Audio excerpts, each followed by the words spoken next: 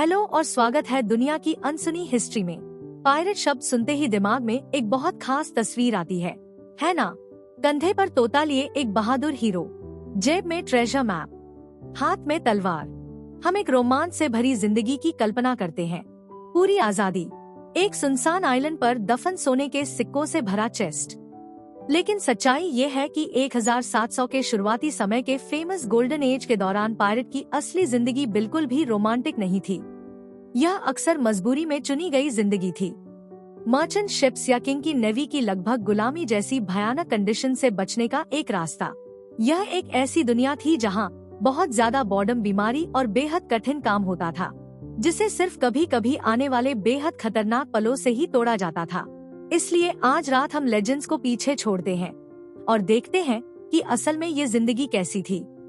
हम इन भीड़ भरे लकड़ी के जहाजों में से एक पर चढ़ते हैं और उन हैरान कर देने वाले डेमोक्रेटिक रूल्स को समझते हैं जिनके अनुसार वे जीते थे। हम उस साधारण खाने के बारे में जानते हैं जो वे खाते थे, उन डर के बारे में जो वे झेलते थे, और यह भी कि इतने सारे आम आदमी ने किंग की सेवा करते हुए लंबी और दुखी जिंदगी के बजाय ब्लैक फ्लैग के नीचे छोटी और खतरनाक जिंदगी क्यों चुनी। अब हम वापस उस समय में चलते हैं जब हर जगह तार लगी रस्सियां थी, ब्लैक पाउडर था और खुला समुद्र था। हमारी कहानी एक पायरेट से शुरू नहीं होती, यह एक साधारण इंसान से शुरू होती है। कल्पना कीजिए कि वह इंसान आप है। आप हीरो नहीं है, विलन भी नहीं है, आप बस एक सेलर हैं जो अपनी शुरुआती 20 की उम्र में है। आपकी पूरी दुनिया ये छोटा सा नम लकड़ी का जहाज है जो विशाल और खाली अटलांटिक ओशन में चरमराता हुआ आगे बढ़ रहा है। सुबह होने में अभी 2 घंटे बाकी है और आप पहले से ही पूरी तरह थके हुए हैं। आपको 1 घंटे पहले जगा दिया गया था, किसी नरम आवाज से नहीं, बल्कि बोट्सवेन की तेज आवाज से, जो डेक क्रू का सीनियर सेलर होता है। आपके हाथ छिल चुके हैं, छाले पड़ चुके हैं, फिर ठीक हुए हैं और फिर से छाले पड़ गए हैं। उन खुरदरी नमक से सख्त हो चुकी रस्सियों को खींचते खींचते जो ऊपर लगे विशाल सेल्स को नियंत्रित करती है। हवा ठंडी है और नमकीन पानी की बूंदों से भरी हुई है जो कभी सूखती ही नहीं लगती। यह ठंड आपकी हड्डियों तक उतर जाती है। आपकी पीठ और कंधों की हर मांसपेशी पिछले दिन के लगातार काम से दर्द कर रही है, और उससे पिछले दिन के काम से भी, और पिछले 6 महीनों के हर दिन से, जब से आपने ब्रिस्टल से जहाज छोड़ा था। यही आपकी जिंदगी है एक मर्चेंट वेसल पर साल 1716 में। यह रोमांच की जिंदगी नहीं है, यह अंतहीन और हड्डियां तोड़ देने वाली मेहनत की जिंदगी है। आप और जहाज पर मौजूद कुछ दर्जन आदमी इस अनंत समुद्र में इंसानों का एक छोटा सा आइलैंड है, और आपका काम कभी खत्म नहीं होता। आप लगातार रिगिंग को ठीक करते रहते हैं, मस्तूलों पर बहुत ऊपर तक चढ़ते हैं, जहां झूलती रस्सियों पर खड़े होकर सेल्स को बांधते या खोलते हैं, और नीचे सिर्फ 100 फीट खाली हवा और उफनता समुद्र होता है। आप पंप्स चलाते हैं ताकि जहाज के अंदर लगातार भरने वाले गंदे बदबूदार बिल्ज वाटर को बाहर निकाला जा सके। आप डेक साफ करते हैं, सेल्स की मरम्मत करते हैं, रस्सियों पर तार लगाते हैं। आप यह सब हर दिन करते हैं, तेज धूप में और जमाने वाली बारिश में। इस अंतहीन मेहनत के बदले आपको बहुत ही कम पैसे मिलते हैं, और वह भी तय नहीं होता। एक मर्चेंट शिप के सेलर के रूप में आपको आपकी मजदूरी तब तक नहीं मिलती जब तक पूरी यात्रा खत्म नहीं हो जाती। अगर जहाज डूब जाए तो आपको कुछ भी नहीं मिलता। अगर यात्रा के बीच में बीमारी या हादसे से आपकी मौत हो जाए तो घर पर आपके परिवार को भी कुछ नहीं मिलता। और अगर आप किसी तरह वापस पोर्ट तक पहुंच भी जाएं, तो कैप्टन, जो पूरी ताकत वाला आदमी होता है, आसानी से आपको धोखा दे सकता है। कैप्टन किसी भी छोटी गलती के नाम पर जुर्माना बना सकता है, जैसे कोई औजार गलत जगह रखना, या उसे लगे कि आप आलसी हैं और वह आपके मेहनत से कमाए पैसों में से उसे काट सकता है। आपने यह हर यात्रा में होते देखा है। ऐसे आदमी जो पूरे 1 साल लगातार काम करते हैं और आखिर में उनकी जेब में बस कुछ शिलिंग्स बचते हैं, बस इतने की एक रात शराब पी सके और फिर अगले जहाज पर काम करने के लिए साइन कर दे, ताकि सब कुछ फिर से शुरू हो सके। खाना तो पैसों से भी खराब है। आपका रोज का खाना एक बिस्किट होता है जिसे हार्डटैक कहा जाता है, जो बस आटा, पानी और नमक से बना होता है और इतना सख्त होता है जैसे लकड़ी का टुकड़ा। इसे चबाने के लिए पहले पानी या बियर में भिगोना पड़ता है, और यह बिस्किट लगभग हमेशा वीवल्स से भरा होता है, छोटे काले बीटल्स जो आटे के बैरल्स में रहते हैं। मांस सॉल्टेड बीफ या पोर्क होता है जिसे महीनों तक बैरल्स में रखा गया होता है। उसमें इतना ज्यादा नमक भरा होता है कि उसे खाने से पहले घंटों तक खुरच कर और भिगो कर रखना पड़ता है, तभी किसी तरह निगला जा सकता है। पानी सबसे खराब होता है। उसे लकड़ी के कास्क में रखा जाता है जहाँ वह जल्दी ही बासी, हरा और चिपचिपा हो जाता है। नमक और स्टार्च से भरी इस डाइट में कोई ताज़ा फल या सब्जी नहीं होती और इसका नतीजा लगभग तय होता है स्कर्वी। आपने लोगों को इससे पीड़ित होते देखा है। आपने उनके मसूड़ों से खून बहते देखा है, उनके दांत गिरते देखे हैं, उनके पुराने घाव फिर से खुलते देखे हैं, उनके दिमाग को धीरे धीरे भ्रमित होते देखा है। यह सब सिर्फ साधारण पोषण की कमी से होता है और इन सारी मुश्किलों के ऊपर हमेशा डिसिप्लिन का खतरा मंडराता रहता है। एक मर्चेंट शिप का कैप्टन अपने तैरते हुए राज्य का किंग होता है। उसका शब्द ही कानून होता है। नियम लागू कराने का उसका मुख्य हथियार होता है विप। कैट ओ नाइन टेल्स नाम की एक विप जिसमें कई गांठ वाली लैशेस होती हैं, किसी आदमी की पीठ को खून से भरे मांस के टुकड़े में बदल सकती है। बस छोटी सी गलती के लिए किसी ऑफिसर से बहस करना, रिगिंग पर चढ़ने में धीमा होना या सिर्फ कैप्टन को पसंद न आना, इनमें से कोई भी वजह फ्लॉगिंग के लिए काफी होती है। कोई ट्रायल नहीं होता, कोई अपील नहीं होती, सिर्फ विप की तेज आवाज और जलती हुई भयानक पीड़ा। आप एक तरह से खुद को भाग्यशाली मानते हैं। आपने ये जिंदगी खुद चुनी थी। किंग की रॉयल नेवी में बहुत से सेलर्स ने नहीं चुनी थी।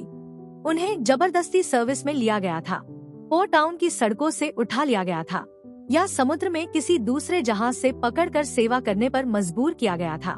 नेवी में डिसिप्लिन और भी कठोर होता है, काम उतना ही कठिन होता है और हर समय नवल बैटल में मारे जाने का अतिरिक्त डर बना रहता है। आपका पूरा संसार कैनन बॉल्स और लकड़ी के टुकड़ों की बारिश में फट सकता है। तो यही आपकी दुनिया है, लगातार काम की दुनिया, भयानक खाने की दुनिया, छीनी गई मजदूरी की दुनिया और मनमानी क्रूर सजा की दुनिया। आपके भविष्य में कुछ भी नया नहीं है, सिवाय इन दुखद यात्राओं के अंतहीन चक्र के, जब तक कि समुद्र या बीमारी आखिरकार आपको ले न जाए।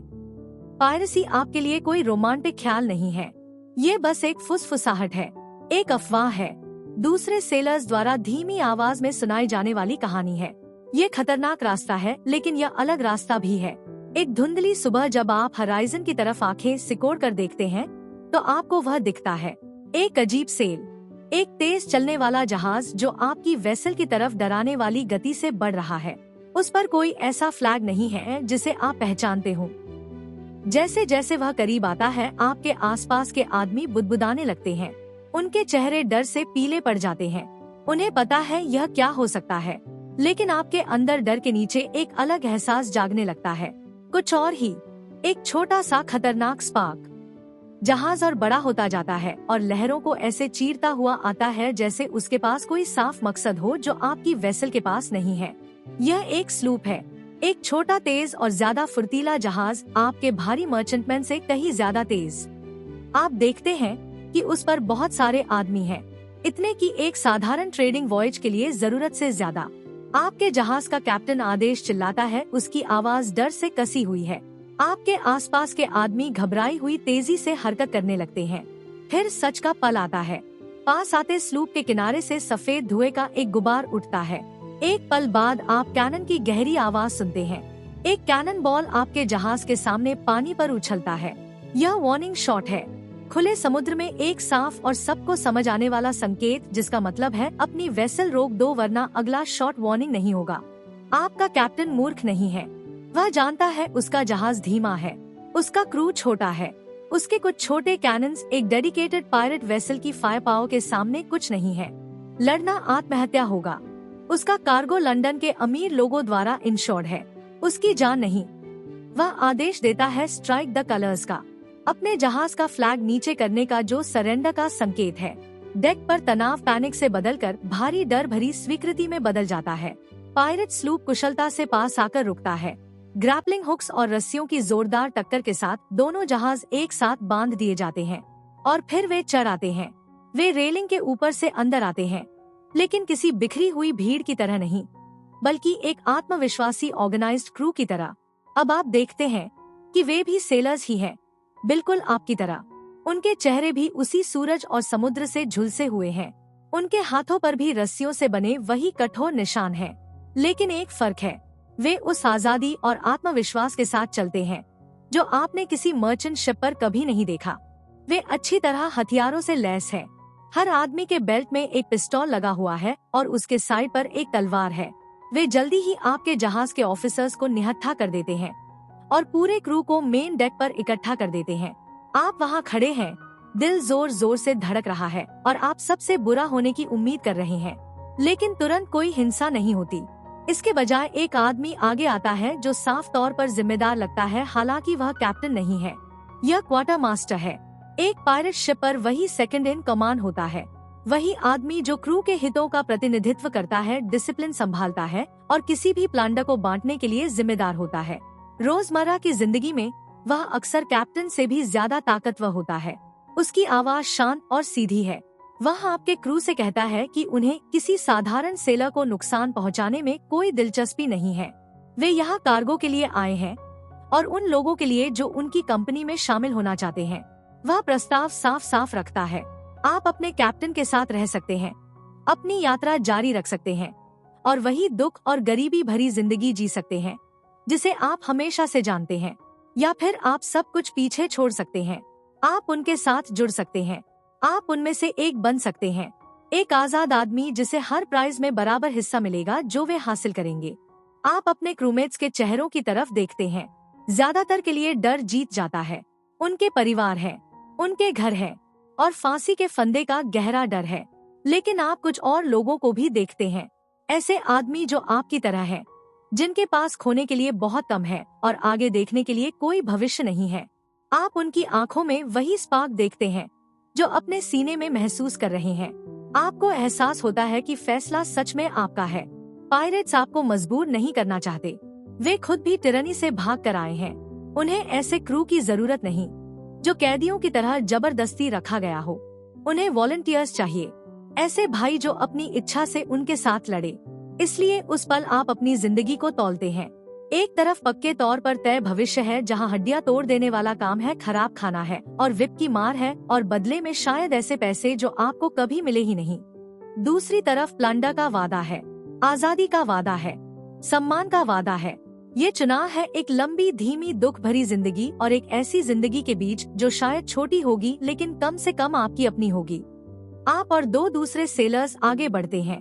क्वार्टर मास्टर मुस्कुराता है, वह इशारा करता है कि आप पायरेट शिप पर आ जाएं। जैसे ही आप रेलिंग पार करते हैं और अपना पुराना जहाज और पुरानी जिंदगी पीछे छोड़ते हैं, एक पायरेट आपको टिन का मग देता है जिसमें धुंधला सा शराब वाला लिक्विड भरा है। ये ग्रॉग है, एक साधारण ड्रिंक जिसमें पानी मिला रम होता है, कभी कभी लाइम या शुगर भी मिलाई जाती है। यह हर सेलर की जिंदगी का हिस्सा है, लेकिन यह मग अलग स्वाद देता है। इसमें आजादी का स्वाद है। आपका पुराना जहाज अब कुछ क्रूमैन और कार्गो से भरा होल्ड खोकर अलग हो जाता है और धीरे धीरे दूर चला जाता है। आप अब एक पायरेट वेसल के डेक पर खड़े हैं, उन लोगों के बीच जिन्हें दुनिया सारे इंसानों का दुश्मन कहती है। अब आप भी उनमें से एक हैं। शुरुआत की राहत धीरे धीरे खत्म होने लगती है, उसकी जगह एक नई सच्चाई सामने आने लगती है। आप उनकी सोसाइटी में शामिल हो चुके हैं, लेकिन अभी आपको उसके लॉज नहीं पता। आप अपने नए जहाज के डेक पर खड़े हैं। ग्रॉग का स्वाद अभी भी आपके होठों पर है। एड्रेनालाइन और राहत की पहली लहर गुजर चुकी है, अब उसकी जगह शांत अनिश्चितता है। आप अपने पुराने कैप्टन की टिरनी से बच गए हैं, लेकिन अब आप किस चीज का हिस्सा बन गए हैं? ऐसा जहाज जहां हर आदमी अथॉरिटी को ठुकरा चुका है, वह बिना टूटे कैसे चल सकता है? इसका जवाब थोड़ी देर बाद मिलता है। क्वार्टर मास्टर वही आदमी जिसने आपको जहाज पर बुलाया था, आपको और बाकी नए रिक्रूट्स को इकट्ठा करता है।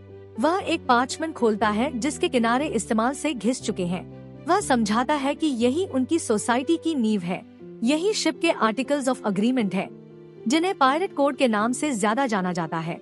आपको तुरंत पता चलता है कि यह ऊपर से थोपी गई रूल्स की लिस्ट नहीं है। इस जहाज पर कोई एब्सोल्यूट किंग नहीं है। हर वॉयज से पहले पूरा क्रू एक साथ इकट्ठा होता है। वे बहस करते हैं, वे तर्क करते हैं और इस पन्ने पर लिखे हर रूल पर वोट करते हैं। हर आदमी, चाहे वह कैप्टन हो या आप जैसे नए रिक्रूट, को भी बराबर का अधिकार है। कैप्टन को चुना जाता है और अगर क्रू उसकी लीडरशिप से खुश न हो तो मेजॉरिटी वोट से उसे कमान से हटाया भी जा सकता है। आपने सिर्फ एक जहाज के क्रू को ज्वाइन नहीं किया है, बल्कि एक तैरती हुई डेमोक्रेटिक रिपब्लिक को ज्वाइन किया है। यह इतना अलग, इतना नया विचार है उस दुनिया से जिसे आप जानते हैं कि इसे पूरी तरह समझने में आपको थोड़ा समय लगता है। क्वार्टर मास्टर कुछ मुख्य आर्टिकल्स जोर से पढ़ना शुरू करता है ताकि आपको उस कॉन्ट्रैक्ट की पूरी समझ हो जिसे आप साइन करने वाले हैं। पहला और सबसे महत्वपूर्ण नियम यह है कि हर आदमी को उस समय के मामलों में बराबर वोट का अधिकार है। इसका मतलब है कि कोई भी बड़ा फैसला, चाहे किसी शिप पर हमला करना हो, अगला रास्ता तय करना हो या किसी को सजा देनी हो, वह पूरे क्रू द्वारा मिलकर तय किया जाएगा। दूसरा नियम है नो प्रे नो पे। आपको कोई तय वेजेस नहीं मिलेंगी। आपका पेमेंट वही होगा जो प्लंडर में से आपका हिस्सा बनेगा। आर्टिकल साफ साफ बताते हैं कि लूट कैसे बांटा जाएगा। कैप्टन को शायद 2 पूरे शेयर्स मिलेंगे, क्वार्टर मास्टर को शायद 1.5 शेयर मिलेगा, जहाज के सर्जन या कारपेंटर जैसे स्किल्ड आदमी को थोड़ा बड़ा हिस्सा मिल सकता है, लेकिन आप जैसे साधारण सेलर को एक पूरा शेयर मिलेगा। कोई डिडक्शन नहीं, कोई चाल नहीं, आपको हर बार बिल्कुल वही मिलेगा जिसका आप हक रखते हैं। तीसरा नियम कंडक्ट से जुड़ा है। अगर 2 आदमियों के बीच झगड़ा हो तो उसे शोर पर पिस्टॉल्स या सोच से सुलझाया जाएगा ताकि भीड़ भरे जहाज पर लड़ाई से परेशानी न हो। जहाज पर किसी वुमन को आने की अनुमति नहीं होगी। यह भी क्रू में जेलसी और झगड़े को रोकने के लिए बनाया गया नियम है और हर आदमी को उम्मीद की जाती है कि वह अपने पिस्टॉल्स और स्वॉर्ड को हमेशा साफ और एक्शन के लिए तैयार रखे। चौथा नियम है लाइट्स आउट 8 बजे। आपको पता चलता है कि यह सख्त सोने का समय नहीं है, बल्कि एक बहुत जरूरी फायर सेफ्टी रूल है। शाम के 8 बजे के बाद गैम्बलिंग या ड्रिंकिंग के लिए कैंडल्स या लैम्प्स की खुली आग नहीं जलाई जाएगी। लकड़ी के जहाज पर जहां गन पाउडर के बैरल्स और टार लगी रस्सियां भरी हैं, वहां एक छोटी सी लापरवाही की आग सबको खत्म कर सकती है। और फिर सबसे हैरान करने वाला आर्टिकल आता है, बैटल में लगी चोटों के लिए कॉम्पेंसेशन का सिस्टम। यह उनका इंश्योरेंस जैसा तरीका है। अगर कोई आदमी लड़ाई में अपना दायां हाथ खो देता है तो उसे 600 पीसेस ऑफ 8 मिल सकते हैं। यह स्पेनिश सिल्वर डॉलर होता है जो समुद्र की दुनिया में मुख्य करेंसी है। एक पैर खोने की कीमत 500 पीसेस ऑफ 8 हो सकती है। एक आंख खोने पर 100 पीसेस ऑफ 8। यह पैसा बाकी प्लंडर बांटने से पहले शिप के ट्रेजरी से दिया जाता है। यह एक वादा है कि आपके भाई आपका ख्याल रखेंगे। ऐसा सम्मान और देखभाल जिसकी कल्पना भी उस मर्चेंट शिप पर नहीं की जा सकती जिसे आप अभी छोड़कर आए हैं। आर्टिकल्स पढ़ने के बाद क्वार्टर मास्टर उस पार्चमेंट को एक बैरल के ढक्कन पर रख देता है। वह आपकी और बाकी नए आदमियों की तरफ देखता है। यह आखिरी कदम है। ब्रदरहुड में शामिल होने के लिए आपको साइन करना होगा। आप दी गई क्विल उठाते हैं, उसे इंक में डुबोते हैं और डॉक्यूमेंट पर अपना निशान बना देते हैं। ऐसा करते ही आप एक पवित्र कॉन्ट्रैक्ट में बंध जाते हैं। आप इन रूल्स के अनुसार जीने का वादा करते हैं, अपने भाइयों के लिए लड़ने का वादा करते हैं और ओथ तोड़ने पर मिलने वाली कड़ी सजा स्वीकार करते हैं। अब आपने औपचारिक रूप से अपनी अलिजेंस की शपथ ले ली है। अब आप क्रू के पूरे सदस्य हैं, जिन्हें वोट का अधिकार है और किसी भी प्राइज में हिस्सा पाने का अधिकार है। अब आप ऐसे आउटलॉस की सोसाइटी का हिस्सा है जो अपने ही हैरान कर देने वाले फेयर और ऑर्डरली लॉस से चलती है। लेकिन एक सोसाइटी सिर्फ रूल्स से नहीं बनती, वह उस जगह से भी बनती है जहां वह रहती है। औपचारिकताएं खत्म होने के बाद आप पहली बार सही तरीके से चारों ओर देखते हैं और अब जहाज को कैदी की तरह नहीं बल्कि निवासी की तरह देखते हैं। अब यही आपका घर है, वही स्लूप जिसने इतनी आसानी से आपके पुराने वेसल को पकड़ लिया था। अब आपको समझ आता है कि इसे क्यों चुना गया था। यह कोई विशाल वॉरशिप नहीं है, लेकिन यह पतला, तेज और फुर्तीला है। एक कैप्चर्ड मर्चेंट वेसल जिसे साधारण काम करने वाले जहाज से बदलकर समुद्री रास्तों का शिकारी बना दिया गया है। आपका नया क्रू पहले ही इसमें बदलाव कर चुका है। आप डेक पर मर्चेंट शिप से कहीं ज्यादा कैनन्स देखते हैं। उनके काले लोहे के मजल्स नए काटे गए गन पोत से बाहर झांक रहे हैं। डेक से अनावश्यक सामान हटा दिया गया है ताकि लड़ाई के लिए ज्यादा जगह मिल सके। इस वेसल को मजबूत बना दिया गया है। आप मेन डेक पर चलते हैं और वहाँ के व्यवस्थित ऑर्डर को देखते हैं। मोटी रस्सियों के बड़े कॉल साफ तरीके से बांध कर रखे गए हैं। आयरन कैनन बॉल्स के ढेर जाल से सुरक्षित रखे गए हैं। आप स्पेयर स्पार्स देखते हैं जो लंबे लकड़ी के पोल्स होते हैं जिनसे सेल्स को सहारा दिया जाता है और उन्हें जहाज के किनारों से बांध कर रखा गया है ताकि स्टॉर्म या बैटल में टूटने पर तुरंत बदला जा सके। आप एक पल के लिए आंखें बंद करते हैं और बस सुनते हैं। आप जहाज की लकड़ियों की गहरी लगातार करार सुनते हैं, जैसे किसी बूढ़े आदमी की लंबी आ। आप लहरों की तालबद्ध थपकियां सुनते हैं जो जहाज के हल से टकराती हैं और यह आवाज दिन और रात आपके साथ रहेगी। ऊपर कैनवस सेल्स की तेज फड़फड़ाहट सुनाई देती है जब वे हवा को पकड़ती हैं और कहीं दूर एक सीबर्ड की ऊंची अकेली पुकार सुनाई देती है। ये लकड़ी, हवा और पानी का एक संगीत है। गंध भी उतनी ही तेज है। नमकीन समुद्री छींटों की साफ तीखी खुशबू उस तेज, लगभग दवा जैसी गंध के साथ मिलती है जो टार से आती है, जिसे जहाज की लकड़ी और रस्सियों को वाटरप्रूफ बनाने के लिए लगाया जाता है। लेकिन जहाज का असली दिल आप जल्दी ही समझते हैं कि डेक के नीचे है। जैसे ही आप सीढ़ी से नीचे अंधेरे में उतरते हैं, एक भारी, गर्म और घनी हवा आपको घेर लेती है। यह ट्विन डेक है, जहाज का मुख्य रहने वाला हिस्सा। यहाँ कोई प्राइवेट कैबिन्स नहीं है, कोई दीवार नहीं, कोई दरवाजा नहीं। यही एक नीची छत वाला बड़ा सा स्थान है जहाँ आप और 80 दूसरे आदमी सोएंगे। आप एक के बाद एक लटके हुए हैमॉक्स की कतारें देखते हैं जो कैनवस के बने हैं और ऊपर की बीम से बंधे हुए हैं। वे इतने पास पास लटके हैं कि आप आसानी से बगल वाले आदमी को छू सकते हैं। आपको बताया जाता है कि हैमॉक्स एक बहुत समझदार तरीका है जिसे पायरेट्स और सेलर्स ने अमेरिकास के नेटिव लोगों से अपनाया था। एक फिक्स्ड बांध किया फर्श पर बिछे गद्दे के विपरीत हैमॉक जहाज की लगातार हिलती गति के साथ झूलता रहता है और आपको संभाल कर रखता है ताकि तूफानी समुद्र में आप फिसलकर गीले फर्श पर न गिरें। यहाँ नीचे की हवा कई गंधों का मिश्रण है। इसमें बिना धुले शरीरों की गंध है, बासी रम की गंध है, गीली वुल की गंध है और एक और गंध है, एक बहुत खराब खट्टी गंध जो नीचे से उठती है। आपको बताया जाता है कि यह बिल्ज है।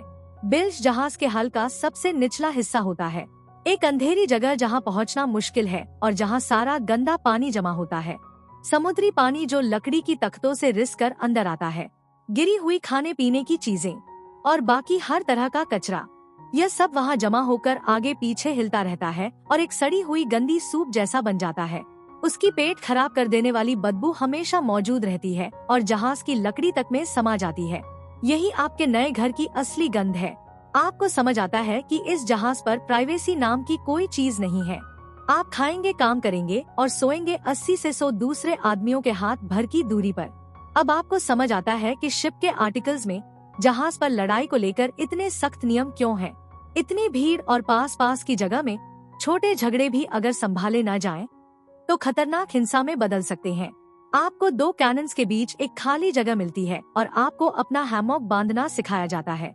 जैसे ही आप धीरे झूलते कैनवस में लेटते हैं, आप जहाज की आवाजों का वह संगीत सुनते हैं। चरमराती लकड़ी, खराटे लेते आदमी, दूर की लहरें। आप इस नए परिवार से घिरे हुए हैं। अब आपको रूल्स पता है, आपको अपने नए घर का ढांचा भी पता है। लेकिन दिन भर आप करते क्या है? आप अपने हैमॉक के हल्के झूले से जागते हैं। अभी अंधेरा है लेकिन आसपास आदमियों के हिलने की आवाज आने लगी है। पायलट के रूप में आपका पहला पूरा दिन शुरू होने वाला है। जो सवाल आपके मन में सोते समय आया था कि दिन भर आखिर करते क्या है, उसका जवाब मिलने वाला है। आप जल्दी ही समझ जाते हैं कि पायलट की जिंदगी आलस और आराम की नहीं है, जहां बस किसी प्राइज के आने का इंतजार किया जाए। एक पायलट शिप एक जटिल मशीन है और उसे लगातार ध्यान चाहिए। आपका दिन और समुद्र पर आपकी पूरी जिंदगी वॉच सिस्टम से चलती है। क्रू को 2 हिस्सों में बांटा जाता है जिन्हें वॉचेस कहा जाता है। आपका हिस्सा 4 घंटे की ड्यूटी करता है और अगले 4 घंटे ऑफ ड्यूटी रहता है और ये चक्र दिन और रात लगातार चलता रहता है। कोई वीकेंड नहीं, कोई छुट्टी नहीं, बस वॉच। जब आपकी वॉच होती है तो काम जाना पहचाना भी लगता है और थोड़ा अलग भी।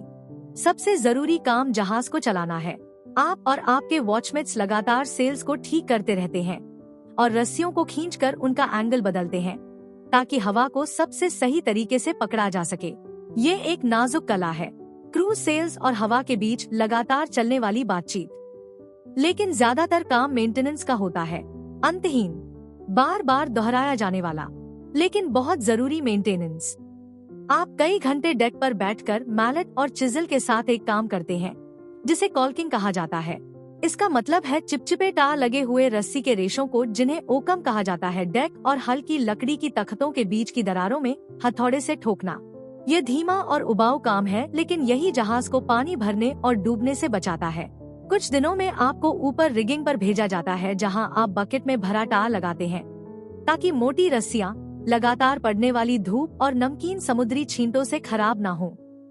आप डेक को साफ करते हैं, सिर्फ साफ रखने के लिए नहीं, बल्कि उस फिसलन भरी हरी एल्गी को हटाने के लिए जो नम समुद्री हवा में उगाती है।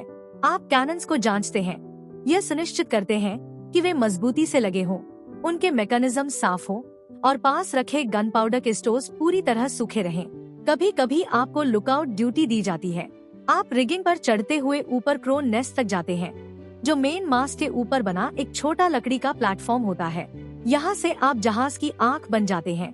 सामने का दृश्य बहुत विशाल होता है, चारों तरफ बस बदलते हुए नीले ओशन का अंतहीन घेरा। आपका काम घंटों तक उस खालीपन को देखना होता है और उस एक चीज को ढूंढना होता है जो सबसे महत्वपूर्ण है, कोई दूसरी सेल। यह अकेली और सम्मोहित कर देने वाली ड्यूटी है। जब आपकी 4 घंटे की वॉच खत्म होती है तो क्रू का दूसरा हिस्सा आपकी जगह ले लेता है। लेकिन वॉच के बाहर का समय सच में आराम नहीं होता। यही समय है जब आप अपना रेशन खाते हैं। यही समय है जब आपको सोने का मौका ढूंढना होता है ताकि अगली शिफ्ट के लिए ताकत जुटा सके। और यही समय है जब आप अपनी पर्सनल मेंटेनेंस करते हैं, अपनी नाइफ को तेज करना, अपनी शर्ट के फटे हिस्से को सिलना, अपने कपड़ों को सी वाटर से भरी बकेट में धोना। 4 घंटे की कठिन मेहनत के बाद नींद की इच्छा अक्सर बहुत ज्यादा हो जाती है। काम खुद लगभग वही है जो आपने मर्चेंट शिप पर किए थे, फिर भी सब कुछ अलग है। कोई बोट्सवेन आपको गालियां चिल्लाकर नहीं डांट रहा, कोई ऑफिसर छोटी सी गलती पर विप से मारने की धमकी नहीं दे रहा। आदमी शांत और कुशल तरीके से मिलकर काम करते हैं। उन्हें पता है जहाज उनका अपना है। अच्छी तरह संभाला हुआ वेसल ज्यादा तेज चलता है और प्राइज पकड़ने की संभावना बढ़ाता है। साफ कैनन वही हथियार है जो जरूरत पड़ने पर सही चलेगा। आप डर से काम नहीं कर रहे, आप एक साझा मकसद के लिए काम कर रहे हैं। आप इस एंटरप्राइज के हिस्सेदार हैं और आपका किया हर काम सीधे आपकी अपनी संभावित दौलत में योगदान देता है। माहौल हल्का है, बातें ज्यादा खुली हैं, आपको बराबरी का दर्जा मिलता है, एक भाई की तरह। दिन एक दूसरे में घुलने लगते हैं, जिन्हें सिर्फ वॉच के बदलने और सूरज की स्थिति से पहचाना जा सकता है। काम, खाना, सोना और फिर काम का यही चक्र आपकी पूरी दुनिया बन जाता है। आपको समझ आता है कि इन लंबे समुद्री सफरों में सबसे बड़ा दुश्मन रॉयल नेवी नहीं है और न ही तूफान। असली दुश्मन है खुले समुद्र की वह विशाल आत्मा को कुचल देने वाली बॉर्डम। जैसे जैसे आप इस रूटीन में ढलते हैं, आप अपने आसपास के आदमियों को ध्यान से देखने लगते हैं। आप देखते हैं कि यह सोसाइटी असल में कैसे चलती है। आप देखते हैं कि कैप्टन का सम्मान किया जाता है और बैटल में उसके आदेश माने जाते हैं। लेकिन जहाज की रोजमर्रा की जिंदगी में आदमी क्वार्टर मास्टर की बात सुनते हैं, वही झगड़े सुलझाता है, वही रेशन बांटता है, वही असली शक्ति का संतुलन संभाले हुए लगता है। जैसे जैसे हफ्ते गुजरते हैं, आपके मन में उठते सवाल का जवाब साफ होने लगता है। इतने सारे आउटलॉ से भरा जहाज खुद को कैसे चलाता है? अब आप देखते हैं कि इसे एक आदमी नहीं बल्कि 2 लोग चलाते हैं। शक्ति का एक नाजुक और समझदारी भरा संतुलन जो खास तौर पर उस टिरनी को रोकने के लिए बनाया गया है जिससे आप भाग कर आए हैं। सबसे पहले कैप्टन होता है। आप देखते हैं कि उसे एक खास सम्मान मिलता है। वह एक्सपर्ट सेलर है, मास्टर नेविगेटर है, वह आदमी जो लहरों और सितारों को पढ़ सकता है। उसका मुख्य काम जहाज को दिशा देना और बैटल में कमान करना है। असल में वह जहाज का वॉर चीफ है। जब हराइजन पर कोई संभावित प्राइज दिखाई देता है तो जहाज का माहौल तुरंत बदल जाता है। जो डेमोक्रेटिक और हल्का माहौल था वह तुरंत तेज और गंभीर हो जाता है। उस पल कैप्टन की अथॉरिटी पूरी तरह एब्सोल्यूट हो जाती है। उसके आदेश तुरंत और बिना सवाल हर आदमी द्वारा माने जाते हैं। वही तय करता है अटैक किस एंगल से होगा, कैनन्स कब चलेंगी और बोर्डिंग कब होगी। पीछा या बैटल के दौरान वह जहाज का निर्विवाद किंग होता है। ये एक व्यावहारिक बात है। कॉम्बैट के हंगामे में बहस या वोट के लिए समय नहीं होता। क्रू उसकी स्किल पर भरोसा करता है कि वह प्राइज जीत लेगा और उन्हें जिंदा रखेगा। लेकिन यहाँ सबसे महत्वपूर्ण फर्क है, जैसे ही बैटल खत्म होती है उसकी एब्सोल्यूट पावर गायब हो जाती है। वह पीछे हट जाता है और फिर से बराबरी के आदमियों में एक आदमी बन जाता है। वह अभी भी कैप्टन है, लेकिन वह किसी आदमी को छोटी सी इंसल्ट के लिए फ्लॉगिंग का आदेश नहीं दे सकता। वह जहाज की दिशा अपनी मर्जी से नहीं बदल सकता। वह कैप्टन के कैबिन का सबसे बड़ा हिस्सा भी क्रू की सहमति के बिना अपने लिए नहीं ले सकता। उसे इस पद के लिए चुना गया था। अगर वह बैटल में कायर साबित होता है या लगातार प्राइजेस ढूंढने में असफल रहता है तो क्रू किसी भी समय वोट करके उसे पद से हटा सकता है और उसकी जगह नया कैप्टन चुन सकता है। जहाज की रोजमर्रा की जिंदगी में असली शक्ति क्वार्टर मास्टर के पास होती है। वह पीस चीफ है। जहाँ कैप्टन क्रू का लीडर है, वही क्वार्टर मास्टर क्रू का एडवोकेट है। वह आदमियों की आवाज है जिसे उनके हितों की रक्षा और फेयरनेस सुनिश्चित करने के लिए चुना गया है। उसकी जिम्मेदारियां बहुत बड़ी है। वह जहाज के स्टोर्स का प्रभारी है और खाने और पानी का रोज का रेशन बांटता है ताकि हर आदमी को बराबर हिस्सा मिले। वही जहाज का जज और जूरी है। अगर आपका किसी दूसरे सेलर से झगड़ा हो तो आप कैप्टन के पास नहीं जाते, आप क्वार्टर मास्टर के पास जाते हैं। वह दोनों पक्षों को सुनता है और फैसला करता है और उसका फैसला माना जाता है। वही उन सभी पनिशमेंट्स को लागू करता है जिन पर क्रू ने आर्टिकल्स के अनुसार वोट किया है। अगर किसी आदमी को फ्लॉगिंग मिलनी है तो आदेश कैप्टन नहीं बल्कि क्वार्टर मास्टर देता है, जिससे कैप्टन के हाथों से निजी बदले की शक्ति हट जाती है। जब कोई प्राइज पकड़ा जाता है तो क्वार्टर मास्टर बोर्डिंग पार्टी का नेतृत्व करता है। वही तय करता है कि कैप्चर्ड वेसल से कौन सा प्लंडर लिया जाएगा और वही उस प्लंडर का रखवाला होता है जब तक उसे किसी सुरक्षित पोर्ट पर ले जाकर बांटा न जाए। वह सुनिश्चित करता है कि हर कॉर्न, हर बॉल्ट ऑफ क्लॉथ और हर बैरल ऑफ वाइन का हिसाब रखा जाए और आर्टिकल्स के अनुसार सही तरह से बांटा जाए। अब आपको इस सिस्टम की असली समझ आती है। यह पावर का ऐसा बंटवारा है जो उन आदमियों के कड़वे अनुभव से पैदा हुआ जिन्होंने ऑपरेशन सहा था। उन्होंने एक आदमी कैप्टन को वॉर में नेतृत्व करने की शक्ति दी और दूसरे आदमी क्वार्टर मास्टर को पीस के समय उसी लीडर से उनकी रक्षा करने की शक्ति दी। यह चेक्स और बैलेंसेस का सिस्टम है जो सुनिश्चित करता है कि कोई भी एक आदमी फिर कभी क्रू पर एब्सोल्यूट पावर न रख सके। यह लोगों के लिए लोगों द्वारा चलने वाली सरकार है, एक तैरती लकड़ी की रिपब्लिक पर जो आउटलॉज से भरी है। आप इस सिस्टम को हर दिन काम करते देखते हैं। जब क्वार्टर मास्टर जहाज पर घूमता है, कहीं कार्ड गेम का झगड़ा सुलझाता है तो कहीं ग्रॉक का रोज का रेशन बांटता है। यह सिस्टम इसलिए काम करता है क्योंकि यह फेयरनेस पर बना है। हर आदमी को उसका हिस्सा मिलता है। लेकिन जैसे ही आप अपना रोज का सॉल्टेड बीफ और हार्ट अटैक का हिस्सा लेते हैं, आपके मन में एक नया सवाल आता है, आखिर वह हिस्सा है क्या? आप क्या खाते और पीते हैं? यह आपके नए जीवन का सबसे मूल हिस्सा है। आप जल्दी ही समझ जाते हैं कि पायरेट शिप पर स्टैंडर्ड रेशन शुरू में उस उदास मेन्यू से बहुत अलग नहीं है जिसे आपने मर्चेंट वेसल पर छोड़ दिया था। आपकी डाइट की बुनियाद अभी भी हार्ट अटैक है। आटे और पानी से बना पत्थर जैसा सख्त बिस्किट जिसमें अक्सर वीवल्स के काले छोटे धब्बे होते हैं। प्रोटीन का मुख्य स्रोत अभी भी सॉल्टेड मीट है, चाहे वह बीफ हो या पोर्क, जिसे ब्राइन से भरे बैरल्स में इतने लंबे समय तक रखा गया है कि वह सख्त चबाने वाला और बहुत ज्यादा नमकीन हो जाता है। इसके साथ ड्राइड पीच बीन्स या ओटमील के बोरे मिलते हैं। यह प्रिजर्वेशन की डाइट है जिसे जहाज के नम होल्ड में महीनों तक टिके रहने के लिए बनाया गया है, आनंद के लिए नहीं। आपका ड्रिंक भी लगभग वैसा ही है। कास्क्स में रखा पानी जल्दी खराब हो जाता है, इसलिए अल्कोहल जरूरी है। ग्रॉक का रोज का रेशन जिसमें रम और पानी का मिश्रण होता है, एक खास रिचुअल जैसा है। लंबे दिन में गर्माहट और थोड़ी खुशी का पल। यह बासी पानी को थोड़ा सहने लायक बनाता है और समुद्र की एकरस जिंदगी से थोड़ी देर की राहत देता है। लेकिन यहाँ आपको पायरेट्स का असली फायदा समझ आता है।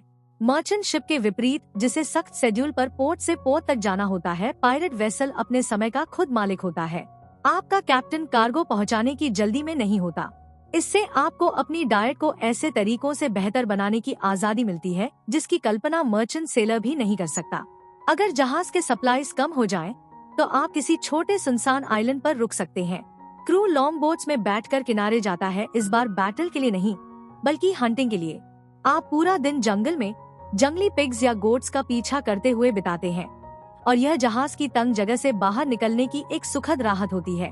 जानवरों को वापस लाया जाता है और क्रू बीच पर आग जलाकर ताज़ा मांस को लकड़ी के ग्रिल पर भूनता है, जिसे बक्कनिया कहा जाता है। ताजे बिना नमक वाले मांस का स्वाद इतना शानदार लगता है कि जैसे किसी किंग का फीस्ट हो। समुद्र में आप फिशिंग करते हैं। आदमी जहाज के पीछे स्टर्न से लाइंस डालते हैं। उम्मीद करते हैं कि ट्यूना या कोई बड़ी फिश पकड़ी जाए जिसे पूरे क्रू में बांटा जा सके। लेकिन सबसे कीमती शिकार जायंट सी टर्टल होता है। कैरिबियन में टर्टल्स बहुत मिलते हैं और जब वे पानी की सतह पर सोते हैं तब उन्हें पकड़ना आसान होता है और वे खाने का शानदार स्रोत होते हैं। एक बड़ा टर्टल पूरे क्रू को खिला सकता है। हैरानी की बात यह है कि उन्हें डेक पर उनकी पीठ के बल कई हफ्तों तक जिंदा रखा जा सकता है। यही पायरेट्स का तरीका है, समुद्र और जमीन से जीना, जो मिल जाए उसे लेना। लेकिन सबसे बड़े फीस्ट, असली आनंद के पल तब आते हैं जब कोई कैप्चर सफल होता है। जब आप किसी कैप्चर्ड मर्चेंट शिप पर चढ़ते हैं तो पहला प्राइज हमेशा कैप्टन का स्ट्रॉन्ग बॉक्स नहीं होता, अक्सर वह उसका पैंट्री होता है। जहां आपकी डाइट बस जीने लायक होती है, वहीं मर्चेंट कैप्टन शानदार खाना खाता है। आपका क्रू खुशी के नारों के साथ उसके प्राइवेट स्टोर्स पर टूट पड़ता है। आपको फाइन फ्रेंच वाइन या स्पेनिश ब्रांडी के बैरल्स मिल सकते हैं, नरम सफेद फ्लावर के सैक्स जिससे ब्रेड बनाया जा सके, कीमती शुगर के कास्क्स।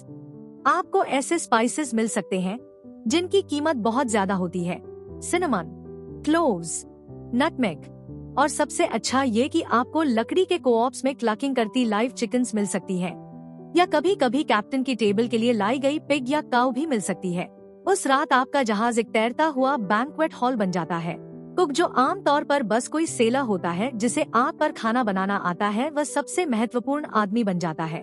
भुने हुए मांस की खुशबू हवा में भर जाती है। आप वीवल्स भरे बिस्किट्स की जगह ताज़ा बेक्ड ब्रेड खाते हैं। आप टिन मग्स में चोरी की वाइन पीते हैं और अपने भाइयों के साथ सी शैंटीज गाते हैं। कुछ घंटों के लिए आप किसी किंग से भी बेहतर जीते हैं। यही रिवॉर्ड है, यही वह मैरी लाइफ है जिसके लिए आपने साइन किया था। आपको ऐसा लगता है जैसे कई सालों बाद पहली बार पेट भर कर खाया है। जहाज अच्छी तरह स्टॉक्ड है और फ्रेश फूड की वजह से स्कर्वी का खतरा कुछ समय के लिए दूर हो जाता है। लेकिन यह अबंडेंस आपको हर चीज से नहीं बचा सकती। रिगिंग पर काम करते समय नाइफ का फिसल जाना, गिरने से हड्डी टूट जाना, अचानक तेज बुखार आ जाना, ये सब हमेशा मौजूद खतरे हैं। अगर आप गंभीर रूप से घायल हो जाएं या बीमार पड़ जाएं, तो क्या होगा, यह सवाल भारी लगता है। जिस दुनिया को आप पीछे छोड़कर आए हैं, वहाँ बीमार सेलर को अक्सर बेकार बोझ माना जाता था। यहाँ पायरेट्स के बीच आप सीखते हैं कि तरीका अलग है। यह ब्रूटल जरूरत और हैरान कर देने वाली कंपैशन के मिश्रण से पैदा हुआ है। ज्यादातर पायरेट शिप्स पर कोई प्रोफेशनली ट्रेन डॉक्टर नहीं होता। सर्जन एक बहुत कीमती प्राइज होता है, और अगर किसी मर्चेंट या नवल वेसल पर ऐसा आदमी पकड़ा जाता है तो उसे हमले की सबसे मूल्यवान चीजों में गिना जाता है। पायरेट क्रू पूरी कोशिश करता है कि वह उनके साथ जुड़ जाए। उसे प्लांडर का पूरा श्रेय देने का वादा किया जाता है और अच्छा व्यवहार करने का भरोसा दिया जाता है। एक स्किल्ड सर्जन उन बहुत कम लोगों में से है जिन्हें पायरेट क्रू कभी कभी सच में मजबूर करके सर्विस में रख सकता है, क्योंकि उसका ज्ञान हर आदमी की जिंदगी और मौत का सवाल होता है। लेकिन अगर कोई डॉक्टर नहीं मिलता तो शिप सर्जन की भूमिका उस क्रूमैन को दी जाती है जिसके पास सबसे ज्यादा काम का अनुभव हो। कई बार यह जहाज का कारपेंटर होता है। यह अजीब लग सकता है, लेकिन इसका कारण बहुत कठोर और व्यावहारिक है। समुद्र में सबसे आम बड़ी सर्जरी एम्पुटेशन होती है, और जहाज पर कोई भी आदमी 100 चलाने में कारपेंटर से बेहतर नहीं होता। कारपेंटर अपने टूल्स को जानता है। वह जानता है कैसे साफ और तेज कट लगाना है, और वह इसे करने में झिझकता भी नहीं। दूसरे जहाजों पर यह जिम्मेदारी कुक पर आ सकती है, क्योंकि वही आदमी होता है जो नाइफ्स चलाने में सबसे ज्यादा कुशल होता है। जहाज का मेडिकल किट आमतौर पर किसी पकड़े गए सर्जन का चेस्ट होता है, जो खुद एक तरह का ट्रेजर होता है। इसके अंदर काम के औजार मिलते हैं, हड्डी काटने के लिए सॉस, मांस काटने के लिए शार्प नाइव्स, घाव की गहराई देखने के लिए प्रोब्स, मस्केट बॉल्स निकालने के लिए फोर्सेप्स। मेडिसिन असरदार और खतरनाक चीजों का मिश्रण होती है। चेस्ट में लॉडेनम होता है, जो ओपियम से बना एक शक्तिशाली ओपिएट पेन किलर है जो सर्जरी के दौरान दर्द को सुन्न कर सकता है। इसमें मर्करी भी हो सकता है, जो वेनीरियल डिजीजेस के लिए उस समय का आम लेकिन जहरीला इलाज था, और कई तरह की ड्राइड हर्ब्स और पाउडर्स भी होते हैं जो फीवर्स और इन्फेक्शंस के इलाज के लिए इस्तेमाल किए जाते हैं। बैटल के बाद मेन डेक को अस्थायी ऑपरेटिंग थिएटर में बदल दिया जाता है। घायल आदमियों को लिटा दिया जाता है और सर्जन काम शुरू करता है। उसके तरीके सीधे और कठोर होते हैं। तलवार के गहरे घाव को साधारण नीडल और थ्रेड से सिल दिया जाता है। ब्लीडिंग रोकने और इन्फेक्शन से बचाने के लिए जहां एंटीबायोटिक्स नहीं होते, वहां सर्जन कॉटराइजेशन करता है, यानी लाल गर्म लोहे का टुकड़ा या गर्म तार सीधे घाव पर लगाकर उसे सील कर देता है। जलती हुई त्वचा की गंध और मरीज की चीखें किसी भी फाइट के बाद आम दृश्य होती है। अगर कैनन बॉल या मस्केट शॉट से हाथ या पैर बुरी तरह टूट जाए तो आम तौर पर एक ही रास्ता होता है, एम्पुटेशन। खराब हो चुके हाथ या पैर को काटना ही गैंग्रीन नाम के घातक इन्फेक्शन को रोकने का तरीका है, जो लगभग हमेशा जानलेवा होता है। दर्द कम करने के लिए आपको रम या लॉडेनम की बड़ी मात्रा दी जाती है, और दांतों से दबाने के लिए लेदर स्ट्रैप दिया जाता है ताकि आप अपनी जीभ न काट लें। आपके क्रूमेट्स आपको पकड़ कर रखते हैं, और कारपेंटर सर्जन जितनी तेजी से हो सके काम करता है।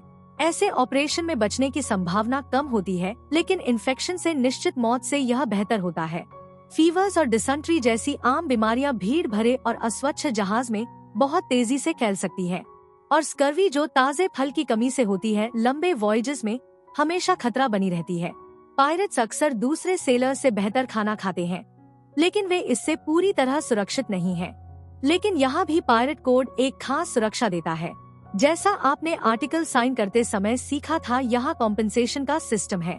आपके क्रूमेट्स आपकी जितनी हो सके देखभाल करते हैं।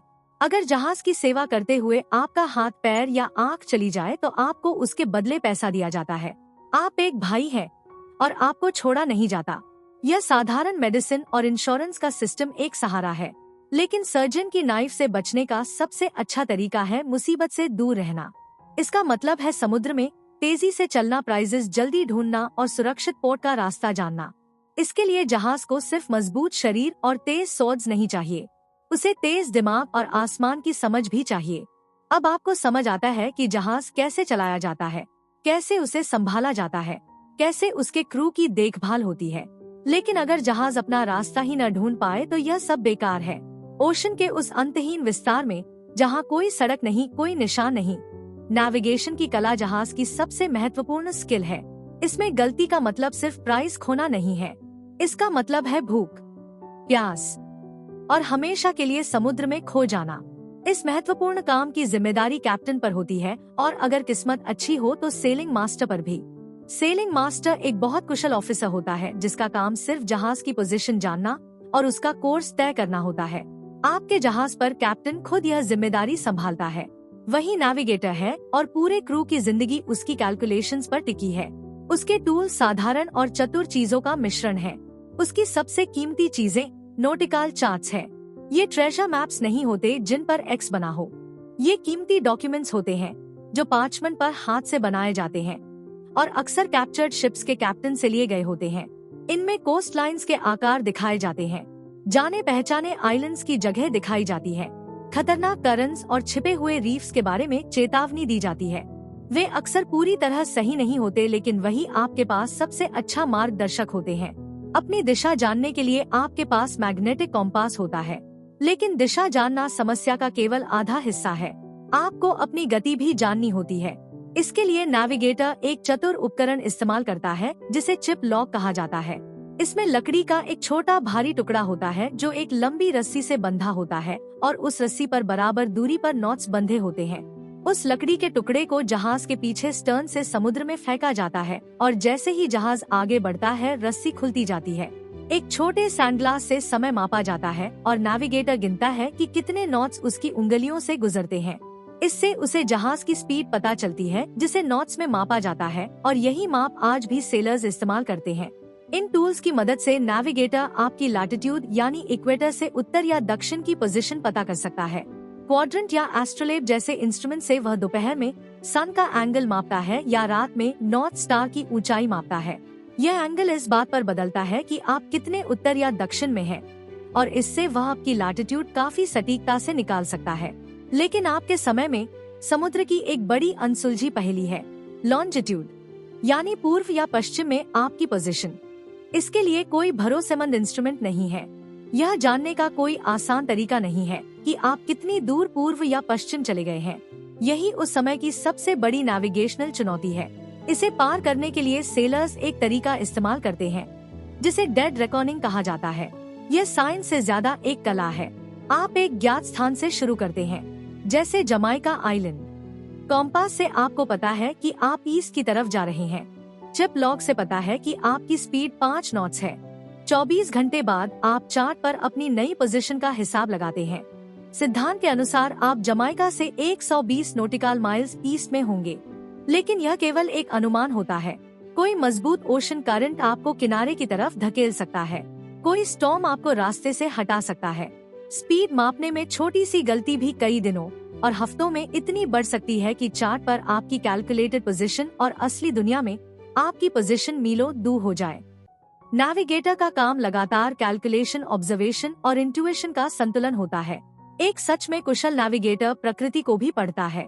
पानी का रंग उसकी गहराई का संकेत दे सकता है। जहाज के ऊपर घूमते बर्ड्स बता सकते हैं कि जमीन पास है। क्लाउड्स के पैटर्न्स और ओशन स्वेल्स की दिशा दूर के मौसम का संकेत दे सकती है। यह समुद्र द्वारा दिए गए संकेतों को पढ़ने की कला है। अब आपको समझ आता है कि इस तैरते घर को सही दिशा देने के लिए कितनी बड़ी स्किल चाहिए। दिन दर दिन आप हराइजन को देखते हैं, एक ऐसी रेखा जो कभी बदलती नहीं। नेविगेटर की कला ही आपको उम्मीद देती है कि यह खालीपन एक दिन खत्म होगा। जैसे ही आप समुद्र को देखते हैं, अब आप केवल किसी जहाज को नहीं ढूंढ रहे, आप एक टारगेट ढूंढ रहे हैं। क्रो नेस्ट से आई आवाज पूरे जहाज को बिजली की तरह जगा देती है। सेल हो। कैप्टन अपने स्पाईग्लास से देखकर इसकी पुष्टि करता है। पानी में नीचे बैठा हुआ एक भारी मर्चेंट वेसल, वही प्राइज जिसका सब इंतजार कर रहे थे। आपका जहाज जो ज्यादा तेज और फुर्तीला है पीछा शुरू कर देता है। अगले 1 घंटे में दूरी कम होती है और आप देखते हैं कि आपका जहाज इंग्लिश फ्लैग यूनियन जैक उड़ा रहा है। आप सीखते हैं कि यह शिकार का पहला कदम है, डिसेप्शन। यह एक आम चाल है।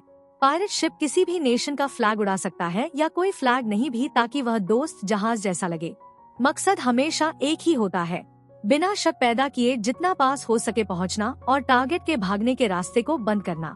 मर्चेंट क्रू आपको देखता है, लेकिन उन्हें अभी घबराने की वजह नहीं दिखती।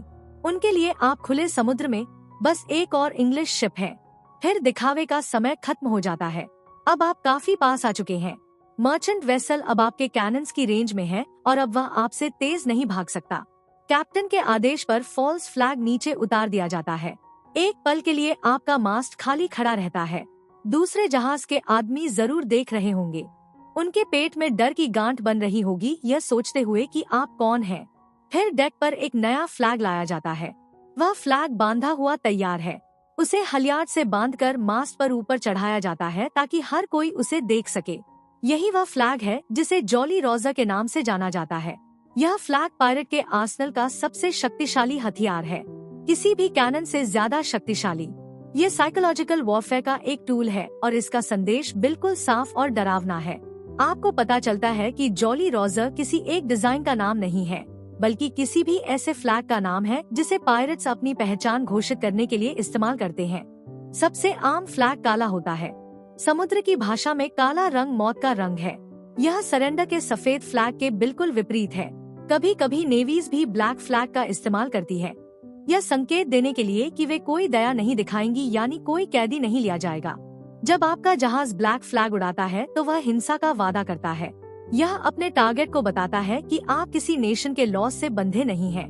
आप अपनी सोसाइटी हैं जो अपने रूल्स से जीती है।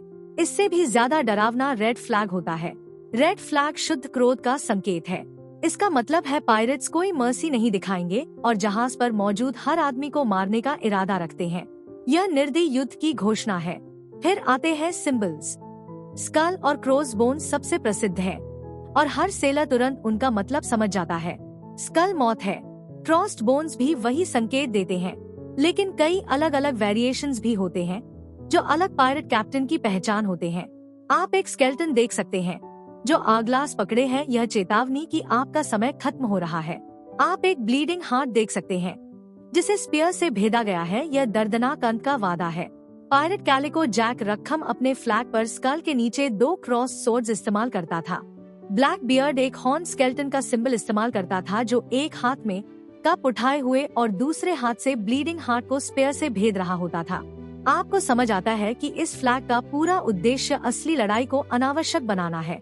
पायरेसी एक बिजनेस है। खून से भरी बैटल का मतलब है टूटे जहाज, खर्च हुई एम्यूनिशन और मरे या घायल क्रूमेन, जिससे काम करने और प्राइज बांटने वाले हाथ कम हो जाते हैं। सबसे आदर्श हमला वह होता है जिसमें किसी को चोट न लगे। जॉली रोजर उसी लक्ष्य को हासिल करने का टूल है। यह एक एडवर्टाइजमेंट है। किसी कैप्टन की रेपुटेशन जितनी डरावनी होगी और उसका फ्लैग जितना भयावह होगा, उतनी ही संभावना होगी कि मर्चेंट क्रू बिना विरोध के सरेंडर कर दे। यह फ्लैग घोषणा करता है कि आप वही हैं जिससे वे सबसे ज्यादा डरते हैं, कि आपने उनकी दुनिया और उसके लॉस को छोड़ दिया है, कि आप मौत से नहीं डरते और इसलिए उन्हें आपसे डरना चाहिए। यह एक चुनाव देता है, अभी अपना कार्गो दे दो और शायद जिंदा रहो, विरोध करो और समुद्र की गहराई में भेज दिए जाओ। आप देखते हैं कि ब्लैक फ्लैग आपका फ्लैग मास्ट के ऊपर उठता है और हवा में फैल जाता है। पानी के उस पार आपको महसूस होता है कि मर्चेंट डेक पर डर की लहर फैल रही होगी। अब उनके सामने कठिन फैसला है, सरेंडर करके मर्सी की उम्मीद करना या लड़ना और उस हिंसा का सामना करना जिसका वादा आपका फ्लैग कर चुका है। मर्चेंट शिप का कैप्टन लड़ने का फैसला करता है। उसके जहाज से धुएं का एक गुबार उठता है और फिर एक छोटे कैनन की आवाज आती है जो विरोध में चलाया गया है। शॉट सही निशाने पर नहीं जाता और समुद्र में गिर जाता है। आपका कैप्टन अटैक का आदेश देता है। यही वह पल है जब उसकी अथॉरिटी पूरी तरह एब्सोल्यूट होती है और पूरा जहाज उसके कमांड में एक सटीक वेपन बन जाता है। हेल्म्समैन कुशलता से स्टीयरिंग करता है और आपके वेसल को सही पोजीशन में लाता है। मकसद लापरवाह टक्कर नहीं है। यह एक सटीक नवल टैक्टिक है जिसे क्रॉसिंग द टी कहा जाता है। इसका मतलब है अपने जहाज को ऐसे रखना कि उसका साइड दुश्मन जहाज के बो या उससे भी बेहतर स्टर्न के सामने आ जाए। इसका फायदा बहुत बड़ा होता है। इससे आप अपने जहाज के एक साइड के सभी कैनन से एक साथ भयानक ब्रॉडसाइड चला सकते हैं, जबकि दुश्मन जहाज अपने संकरे हिस्से से मुश्किल से कुछ ही गन्स चला सकता है या शायद बिल्कुल भी नहीं। आपके डेक पर माहौल नियंत्रित लेकिन तेज है। क्वार्टरमास्टर आदेश देता है और गन क्रूज अभ्यास की हुई तेजी से काम करते हैं। वे साधारण कैनन बॉल्स नहीं भर रहे हैं। पहले वॉली के लिए वे अक्सर खास एम्यूनिशन इस्तेमाल करते हैं, जिसका मकसद जहाज को डुबाना नहीं बल्कि उसे बेकार कर देना होता है। वे चेन शॉट भर सकते हैं, जिसमें 2 छोटे कैनन बॉल्स एक मेटल चेन से जुड़े होते हैं। जब यह चलाया जाता है तो चेन हवा में बड़े साइड की तरह घूमती है और दुश्मन के सेल्स और रिगिंग को चीर देती है, जिससे जहाज स्टीयर करने लायक नहीं रहता। या फिर वे ग्रेप शॉट इस्तेमाल करते हैं, जो कैनवस बैग में भरे दर्जनों छोटे आयरन बॉल्स होते हैं। जब यह चलाया जाता है तो कैनन एक बड़े शॉटगन जैसा बन जाता है, जिसका उद्देश्य दुश्मन के डेक को सेलर से खाली करना होता है। आपका कैप्टन सही पल का इंतजार करता है। जब समुद्र की लहर आपके जहाज के साइड को ऊपर उठाती है, वह आदेश देता है, फायर। दुनिया आवाज से फट पड़ती है। एक साथ दर्जन भर कैनन्स की गर्जना एक शारीरिक ताकत जैसी महसूस होती है। एक बहरा कर देने वाली गड़गड़ाहट जो डेक से होकर आपकी हड्डियों तक काम जाती है। काले गन पाउडर के धुएं का घना बादल जहाज को घेर लेता है और आपकी नाक और मुंह में सल्फर की तीखी गंध भर जाती है। कुछ पल के लिए आप अंधे और आधे बहरे हो जाते हैं, जैसे अपनी ही बनाई आंधी में फंस गए हो। जब धुआं धीरे हटता है तो आप ब्रॉडसाइड का असर देखते हैं। मर्चेंट शिप का मेन मास्ट टूट चुका है। उसके सेल्स चिथड़ों में लटक रहे हैं। उसके डेक पर घबराहट फैल जाती है। वह अब क्रिपल्ड है। अब आप अंतिम चरण के लिए पास जाते हैं। हेल्म्समैन आपके जहाज को घायल वेसल के बिल्कुल पास ले आता है। आदमी ग्रैपलिंग हुक्स लेकर तैयार खड़े हैं, जो भारी आयरन हुक्स होते हैं और मोटी रस्सियों से बंधे होते हैं। वे उन्हें दोनों जहाजों के बीच की दूरी पर फेंकते हैं और हुक्स दुश्मन की रेलिंग में गहराई से अटक जाते हैं। एक जोरदार खींच के साथ आपका क्रू रस्सियों को कस देता है और दोनों जहाज लकड़ी की तेज टकराहट के साथ एक दूसरे से चिपक जाते हैं। वे मजबूती से बंध जाते हैं। बोर्डिंग पार्टी के लिए एक पुल बन जाता है। इसी समय आपके कुछ आदमी रिगिंग पर ऊपर चढ़ चुके होते हैं। वे शार्प शूटर्स हैं। अपनी ऊंची जगह से वे अपने लंबे मस्केट से दुश्मन के डेक पर गोली चलाते हैं और किसी भी ऑफिसर को निशाना बनाते हैं जो रेजिस्टेंस खड़ा करने की कोशिश करे। फिर क्वार्टर मास्टर आखिरी आदेश देता है, बॉर्डर्स अवे। एक तेज गर्जना के साथ आप और दर्जन भर आदमी रेलिंग पार कर जाते हैं। एक हाथ में पिस्तौल, दूसरे में स्वॉर्ड। आपको पता है पिस्तौल में सिर्फ एक शॉट है, उसके बाद वह बस एक डंडे जैसा है। असली लड़ाई नजदीक से कोल्ड स्टील से होती है। लड़ाई उलझी हुई और बेताब होती है, लेकिन ज्यादा देर नहीं चलती। मर्चेंट क्रू डरा हुआ है, संख्या में कम है और ऐसे कार्गो के लिए मरना नहीं चाहता जो उनका अपना भी नहीं है। दृढ़ पायरेट्स का सामना करते हुए वे जल्दी ही अपने हथियार गिरा देते हैं और सरेंडर कर देते हैं। संघर्ष कुछ ही मिनटों में खत्म हो जाता है। मर्चेंट कैप्टन औपचारिक रूप से हार मान लेता है। डेक पर सन्नाटा छा जाता है, जिसे सिर्फ घायलों की कराह और कहीं कहीं लगी छोटी आग की हल्की आवाज तोड़ती है। बैटल का उफान खत्म हो जाता है और उसकी जगह पसीने, डर और गन पाउडर की भारी गंध ले लेती है। प्राइज अब आपका है। कैप्चर्ड क्रू को काबू में करके और बंद करके कॉम्बैट का गुस्सा अब एक व्यवस्थित प्रक्रिया में बदल जाता है। यह कोई बेतरतीब लूट नहीं है। अब क्वार्टर मास्टर प्राइज का प्रभारी है और पायरेसी का पहला नियम बिना किसी अपवाद के लागू होता है। हर प्लंडर पूरी कंपनी का होता है। आप सीखते हैं कि अगर कोई पायरेट सामान्य बंटवारे से पहले एक कॉइन या छोटा ज्वेलरी छिपाते हुए पकड़ा गया तो उसे कड़ी सजा मिलेगी। अपने क्रूमेट से चोरी करना सबसे बड़ा विश्वासघात है। ब्रदरहुड को बांधने वाला पूरा भरोसा और फेयरनेस इसी ईमानदारी पर टिका है। क्वार्टर मास्टर और उसके साथ कुछ भरोसेमंद आदमी कैप्चर्ड वेसल की सावधानी से इन्वेंट्री बनाना शुरू करते हैं। अब आपको समझ आता है कि असली प्लंडर क्या होता है। यह शायद ही कभी सोने से भरा चेस्ट होता है। असली दौलत कार्गो में होती है। मर्चेंट शिप के होल्ड में अमेरिका से आए शुगर या टोबैको के बड़े बैरल्स हो सकते हैं। इंडिया से आया इंडिगो डाई हो सकता है। ईस्ट से आए फाइन सिल्क टेक्सटाइल्स हो सकते हैं। यही सामान असली फॉर्चून है, जिसकी सही बाय के लिए बहुत बड़ी कीमत होती है। और प्लंडर सिर्फ कार्गो तक खत्म नहीं होता, जहाज खुद भी बहुत मूल्यवान होता है। उसके कैनन्स, गन पाउडर और कैनन बॉल्स आपके अपने वेसल को और मजबूत बनाते हैं। उसके सेल्स, ताजी रस्सियों के कॉइल्स, एंकर्स और कारपेंट्री टूल्स भी बहुत कीमती नवल स्टोर्स होते हैं, जिन्हें समुद्र में पाना मुश्किल होता है। कैप्चर्ड क्रू और किसी अमीर पैसेंजर के पर्सनल सामान भी इकट्ठा कर लिए जाते हैं। उनके कपड़े, उनके विग्स, उनके सिल्वर बकल्स, उनके पास जो भी मनी है, सब कॉमन पाइल में डाल दिया जाता है। कुछ भी नजरअंदाज नहीं किया जाता। जब इन्वेंट्री खत्म हो जाती है और कीमती सामान आपके जहाज पर ला दिया जाता है, तब आप और आपके क्रूमेट्स किसी पायरेट फ्रेंडली पोर्ट की ओर सेल करते हैं। यह नैसौ बहामास जैसा व्यस्त और लॉलेस हेवन हो सकता है, या कोई शांत छिपा हुआ कोव जहां गुप्त मर्चेंट्स ट्रेड करने को तैयार हो। वहां क्वार्टर मास्टर और कैप्टन कैप्चर्ड कार्गो की सेल तय करते हैं और शुगर के बैरल्स और क्लॉथ के बोल्स को असली कॉइन्स में बदल देते हैं। जब सब कुछ बिक जाता है, तब पायरेट लाइफ का सबसे महत्वपूर्ण रिचुअल शुरू होता है। पूरा क्रू डेक पर इकट्ठा होता है। क्वार्टर मास्टर आपके सामने खड़ा होता है और प्रॉफिट्स की कुल रकम बताता है। सबसे पहला काम जहाज का अपने ही आदमियों का कर्ज चुकाना होता है। कॉम्पेंसेशन फंड खोला जाता है। पिछले फाइट में जिसने अपनी आँख खो दी थी, उसे बुलाया जाता है और उसे उसके 100 पीसेज ऑफ एड दिए जाते हैं। जिस आदमी का हाथ मस्केट बॉल से टूट गया था, उसे उसका पेमेंट मिलता है। आर्टिकल्स में लिखा गया वादा सबसे पहले पूरा किया जाता है। यही आपकी सोसाइटी की नींव है। जब घायल आदमियों को भुगतान हो जाता है, तब बची हुई दौलत बाकी क्रू में आर्टिकल्स में तय शेयर्स के अनुसार बांटी जाती है। क्वार्टर मास्टर हर आदमी के नाम की लिस्ट लेकर एक एक करके सबको बुलाता है। इसमें कोई सीक्रेसी नहीं होती, कोई छुपा सौदा नहीं। यह प्रक्रिया सबके सामने होती है। कैप्टन अपने 2 शेयर्स लेता है, क्वार्टर मास्टर अपना 1.5 शेयर लेता है। फिर आपका नाम पुकारा जाता है। आप आगे बढ़ते हैं और क्वार्टर मास्टर प्राइस का आपका पूरा शेयर एक भारी क्लॉथ बैग में गिन कर देता है। आप अपने हाथ में सिल्वर और गोल्ड का वजन महसूस करते हैं।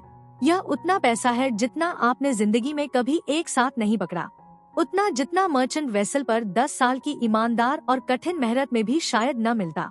यही वह पल है जो सब कुछ सहने लायक बनाता है। डर, बॉर्डम, खतरा, ये सब इसी पल तक पहुंचने के लिए था। कॉइन से भरा यह बैग सिर्फ दौलत नहीं है, यह इंडिपेंडेंस है, यह रिस्पेक्ट है, यह आपका रिवॉर्ड है। एक फ्री मैन के रूप में कमाया हुआ और आपके ब्रदर्स द्वारा दिया गया। अब आपके पास आपका शेयर है। अपनी जिंदगी में पहली बार आप एक अमीर आदमी हैं। आपका जहाज एक हार्बर में सुरक्षित एंकर पर खड़ा है, जहां हर तरफ हलचल है। समुद्र के लंबे अनुशासित महीने खत्म हो चुके हैं। मेहनत का समय खत्म हुआ और छोटी लेकिन मैरी लाइफ के असली हिस्से का समय शुरू हो गया है। शोर लीव की पुकार दी जाती है। आप और बाकी क्रू लॉन्ग बोट्स में बैठकर बीच की ओर रोविंग करते हैं। महीनों तक लगातार हिलते जहाज के बाद ठोस जमीन पर कदम रखना अजीब लेकिन सुखद लगता है। आप नैसौ बहामास जैसे स्थान पर पहुंचे हैं, जिसे पायरेट रिपब्लिक की अनौपचारिक कैपिटल माना जाता है। तुरंत आपको दिखता है कि यह कोई व्यवस्थित कॉलोनियल टाउन नहीं है, जहां साफ सड़कें और गवर्नमेंट बिल्डिंग्स हो। यह एक फैली हुई बस्ती है, जहां खुरदरे वुडन टैवर्न्स, कैनवस टेंट्स और जल्दी में बने हट्स रेतीले किनारे पर इकट्ठे हैं। हवा में रोस्टिंग मीट, चीप रम, टोबैको, स्मोक और बिना नहाए शरीरों की गंध भरी है। यहाँ कोई कांस्टेबल्स नहीं है, रॉयल नेवी की कोई पेट्रोल नहीं, लॉ लागू करने वाला कोई गवर्नर नहीं। यह आजादी और अव्यवस्था की जगह है। आपका प्लंडर का शेयर, जो जहाज पर भारी और सुरक्षित लग रहा था, अब आपकी पॉकेट में आग जैसा लगता है। आप और आपके क्रूमेट्स किसी भी पायरेट हेवन की असली जगह की ओर जाते हैं। टैवर्न। अंदर शोर असहनीय है। कमरा कई जहाजों के पायरेट से भरा है, जो पी रहे हैं, चिल्ला रहे हैं और हंस रहे हैं। आप भीड़ में रास्ता बनाते हुए रफ वुडन बार तक पहुंचते हैं और अपने सिल्वर कॉइन्स में से एक देकर रम की बोतल लेते हैं। जहाज के वाटर ग्रॉग की नहीं, बल्कि असली तेज और जलती हुई स्पिरिट की। ये ड्रिंक बहुत तेज होता है और नीचे जाते समय जलता है, लेकिन इसमें आजादी और सफलता का स्वाद होता है। आप जल्दी ही समझ जाते हैं कि पायरेट का पैसा जितनी तेजी से कमाया जाता है, उतनी ही तेजी और उग्रता से खर्च भी किया जाता है। टैवर्न के एक कोने में कुछ आदमी गैम्बल कर रहे हैं और बैरल के सिर पर डाइस फेंक रहे हैं। जो आदमी समुद्र में भाई हैं, जो बैटल में साथ खड़े रहते हैं, अब चांस के खेल में एक दूसरे के राइवल बन जाते हैं।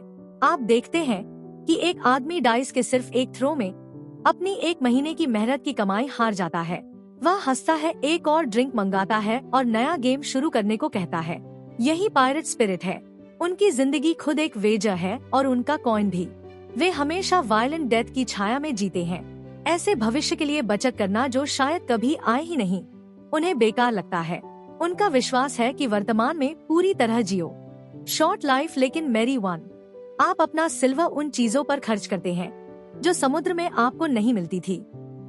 आप रोस्टेड पोर्क तब तक खाते हैं जब तक संतुष्ट न हो जाएं। आप स्टिफ और नमक से सख्त हुई शर्ट की जगह सॉफ्ट लिनन की नई शर्ट खरीदते हैं। आप एक ट्रेडर के पास जाते हैं जो पायरेट ट्रेड से जुड़ा है और एक फाइन पिस्तौल और लीड शॉट की पाउच खरीदते हैं ताकि अगली प्राइज जीतने के लिए बेहतर हथियार हो। 1 हफ्ते तक जिंदगी ड्रिंक, फूड, गैम्बलिंग और शोर के धुंधले मिश्रण में गुजरती है। जहाज की अनुशासित व्यवस्था पूरी तरह आजादी में बदल जाती है, लेकिन यह ज्यादा देर नहीं चलता।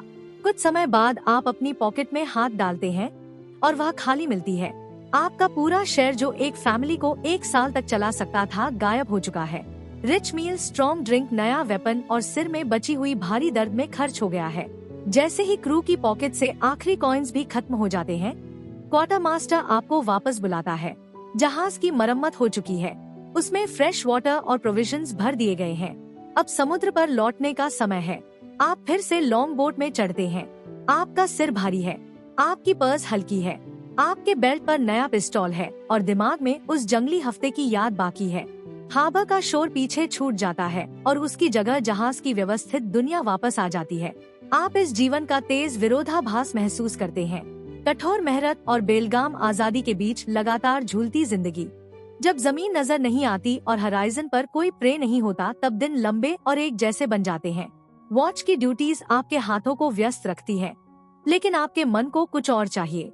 आप सीखते हैं कि खुले समुद्र की भारी बॉर्डम से लड़ना उतना ही जरूरी है जितना सेल्स या गन संभालना। यही आपकी ब्रदरहुड की संस्कृति सामने आती है। सबसे प्रिय मनोरंजन म्यूजिक है। आप भाग्यशाली हैं कि आपके क्रू में एक फिडलर है। वह लगभग कारपेंटर जितना ही कीमती माना जाता है। उसे सबसे कठिन काम से छूट मिलती है, फिर भी उसे प्लांडर का पूरा श्रेय मिलता है क्योंकि उसकी स्किल बहुत जरूरी है। शाम के खाने के बाद शांत घंटों में वह डेक पर रस्सियों के कॉइल पर बैठ जाता है।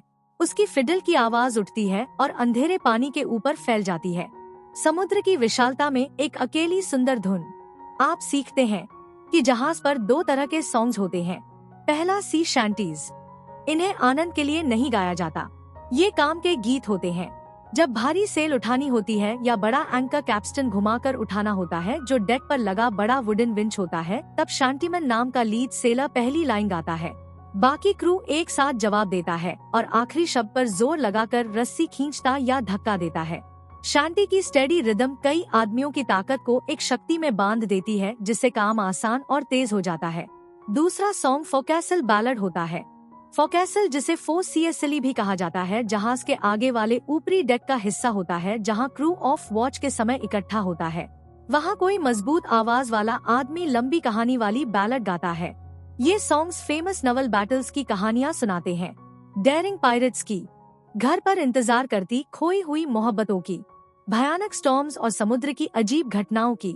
ये आपके संसार की ओरल हिस्ट्री है, जहाज से जहाज तक पहुंचती हुई, याद करके सीखी जाती है और आवाज से दोहराई जाती है। ये क्रू को एक साझा कल्चर और साझा पास देती है। लंबे घंटों को बिताने का एक और तरीका चांस के गेम्स है। जब कॉर्न खत्म हो जाता है तब दूसरी चीजें दाव पर लगाई जाती है। फ्यूचर प्लंडर का शेयर, 1 हफ्ते का रम रेशन, यहाँ तक कि किसी आदमी की पीठ की शर्ट भी। छोटे ग्रुप्स पुराने और चिकने कार्ड्स के डेक के साथ बैठते हैं। कुछ लोग हड्डी के टुकड़ों से बने डाइस फेंकते हैं। ऐसे गेम्स कभी कभी तनाव पैदा कर देते हैं। शिप के आर्टिकल्स इस बारे में साफ कहते हैं। चीटिंग एक गंभीर ऑफेंस है। जब विवाद बढ़ने लगते हैं तब क्वार्टर मास्टर को बुलाया जाता है ताकि गुस्सा हिंसा में बदलने से पहले मामला सुलझ जाए। लेकिन शायद सबसे महत्वपूर्ण पास टाइम स्टोरी टेलिंग है। ऐसी दुनिया में जहां कई आदमी पढ़ या लिख नहीं सकते, स्पोकन वर्ड ही ज्ञान और मनोरंजन का सबसे बड़ा स्रोत है। नाइट वॉच के शांत घंटों में आप अपने क्रूमेट्स के साथ बैठते हैं और सुनते हैं। कुछ लोग अपने ही कारनामों की शेखी सुनाते हैं और हर बार कहानी थोड़ी और बड़ी हो जाती है। कुछ गोस्ट स्टोरी सुनाते हैं, फ्लाइंग डचमैन की, फैंटोम शिप्स की जो धुंध और स्टॉर्म में भटकती बताई जाती है। कुछ लोग आखिरी पोर्ट से मिली खबरें बताते हैं, कौन से गवर्नर्स पार्डन दे रहे हैं, कौन से पायरेट हंटर्स कोस्ट पर पेट्रोल कर रहे हैं, कौन से मर्चेंट वेसल्स के बारे में कहा जा रहा है कि वे रिच कार्गो ले जा रहे हैं। इन शांत बातचीतों में लेजेंड्स बनते हैं। आदमी अपनी कहानियां बुनते हैं ताकि अंधेरे घंटे कट जाएं, ताकि उनका नाम मजबूत हो और उनकी जिंदगी को कोई रूप मिल सके। ये सॉन्ग्स, गेम्स और स्टोरीज क्रू को एक साथ बांधते हैं। ये खुरदरे सेलर्स के समूह को एक कम्युनिटी में बदल देते हैं। जब आप एक सेलर को हेनरी मॉर्गन के कारनामों की कहानी सुनाते सुनते हैं, तब आप उन दूसरी कहानियों के बारे में सोचने लगते हैं जो आपने सुनी है। ऐसी कहानियाँ जहाँ दुश्मनों को प्लान पर चलने के लिए मजबूर किया जाता है। ऐसे किस्से जहाँ सोने के बड़े चेस्ट्स अकेले आइलैंड्स पर दफन किए जाते हैं और सीक्रेट मैप्स में एक्स से जगह चिन्हित होती है। समय के साथ आपको समझ आने लगता है कि इनमें से कई कहानियाँ उस जिंदगी से मेल नहीं खाती जो आप अब जी रहे हैं। सच्चाई अक्सर ज्यादा सरल होती है, ज्यादा व्यावहारिक और कुछ मायनों में लेजेंड से भी ज्यादा रोचक। पहले बेरी ट्रेजर के मिथ को देखिए। ये तस्वीर बहुत शक्तिशाली है। सोने और चांदी से भरा चेस्ट जो सुनसान किनारे पर छिपा है, सावधानी से बनाया गया मैप और एक्स जो जगह बताता है। लेकिन सच में ऐसे मामले बहुत कम थे। आप पायरेट बिलीफ को अच्छी तरह जानते हैं। आज के लिए जियो, कल शायद फांसी हो जाए। कमाया हुआ पैसा शोर लीव में खर्च करने के लिए होता है, किसी दूर के भविष्य के लिए छिपाने के लिए नहीं। प्लंडर पूरे क्रू का होता है और शेयर्स में बांटा जाता है। कोई कैप्टन अगर कंपनी की दौलत अपने लिए छिपाने की कोशिश करे तो उसे तुरंत हटा दिया जाएगा, शायद उससे भी बुरा। ऐसा करना पायरेट कोड के दिल के खिलाफ होगा, जहां हर प्राइस बराबर बांटा जाता है। जब गोल्ड को रम, फाइन क्लोथिंग और प्लेजर के लिए तुरंत बदला जा सकता है तो उसे जमीन में क्यों छिपाना। बेरी ट्रेजर की लेजेंड मुख्य रूप से एक ही अजीब मामले से पैदा हुई। Captain William kid. किड पहले प्राइवेटियर था, यानी ऐसा आदमी जिसे वॉर के समय एनिमी शिप्स पर हमला करने के लिए लेटर ऑफ मार्क दिया गया था। जब वह पायरेसी की ओर मुड़ा तो उसे आउटलॉ घोषित कर दिया गया। यह जानते हुए कि उसका पीछा किया जा रहा है, किड ने न्यूयॉर्क जाने से पहले अपनी कुछ दौलत छिपा दी ताकि पार्डन मिलने की उम्मीद कर सके। उसके प्रयास के बावजूद वह पकड़ा गया। उसके छिपे ट्रेजर की कहानी ने लोगों की कल्पना को जगा दिया और बाद के वर्षों में रॉबर्ट लुइस स्टीवेंसन को ट्रेजर आइलैंड लिखने की प्रेरणा दी। यही वह बुक है जिसने हिस्टोरिकल फैक्ट से ज्यादा आज की लेजेंड को आकार दिया। दूसरी बड़ी मिथ है वॉकिंग द प्लैंक की। ये तस्वीर बहुत स्पष्ट है। एक कैदी जिसके हाथ बंधे हैं, उसे एक पतली लकड़ी की तख्ती पर चलने के लिए मजबूर किया जाता है जो जहाज के किनारे से बाहर निकलती है और नीचे शार्क से भरे पानी में जाती है। लेकिन यह भी अधिकतर फिक्शन है। गोल्डन एज ऑफ पायरेसी के समय के लगभग कोई भरोसेमंद अकाउंट्स नहीं मिलते जो ऐसी प्रैक्टिस का वर्णन करें। यह बात के राइटर्स की कल्पना थी जो 19th सेंचुरी की कहानियों में दिखाई दी और बाद में J.M. बैरी की पीटर पैन ने इसे लोगों की कल्पना में स्थायी बना दिया। पायरेट्स जरूरत पड़ने पर रूथलेस हो सकते थे, लेकिन वे व्यावहारिक आदमी थे। अगर वे किसी कैदी को मारना चाहते तो आसान तरीके मौजूद थे। स्वॉर्ड का एक वार, पिस्टल का एक शॉट, या बिना किसी रस्म के किसी आदमी को सीधे समुद्र में फेंक देना। प्लान पर चलाने की धीमी और नाटकीय प्रक्रिया स्टेज और कहानी की दुनिया से जुड़ी थी, समुद्र की सामान्य जिंदगी से नहीं। तीसरी लेजेंड है पायरेट कैप्टन के कंधे पर बैठे चमकीले पैरेट की। बेरी ट्रेजर की तरह यह छवि भी काफी हद तक ट्रेजर आइलैंड और उसके कैरेक्टर लॉन्ग जॉन सिल्वर से आई है, जिसका पैरेट कैप्टन फ्लिंट कहलाता था। यह संभव है कि ट्रॉपिकल वाटर से गुजरते सेलर्स कभी कभी एग्जॉटिक एनिमल्स जैसे पैरेट्स या मंकीज रखते हों, लेकिन यह पायरेट लाइफ का सामान्य हिस्सा नहीं था। एक जोर से चिल्लाने वाला रेस्टलेस बर्ड किसी शांत अप्रोच या फियर्स बैटल के समय परेशानी बन सकता था। पैरेट एक प्यारा सिंबल जरूर है, लेकिन यह पायरेट की सामान्य पहचान का हिस्सा नहीं था। अब आप अपनी दुनिया को ज्यादा साफ तरीके से देखते हैं। यह ट्रेजर मैप्स और बोलने वाले बर्ड्स की दुनिया नहीं है। यह इलेक्टेड लीडर्स लिखे हुए आर्टिकल्स, शेयर्ड स्पॉइल्स और फेयरनेस के सख्त कोड पर बनी दुनिया है।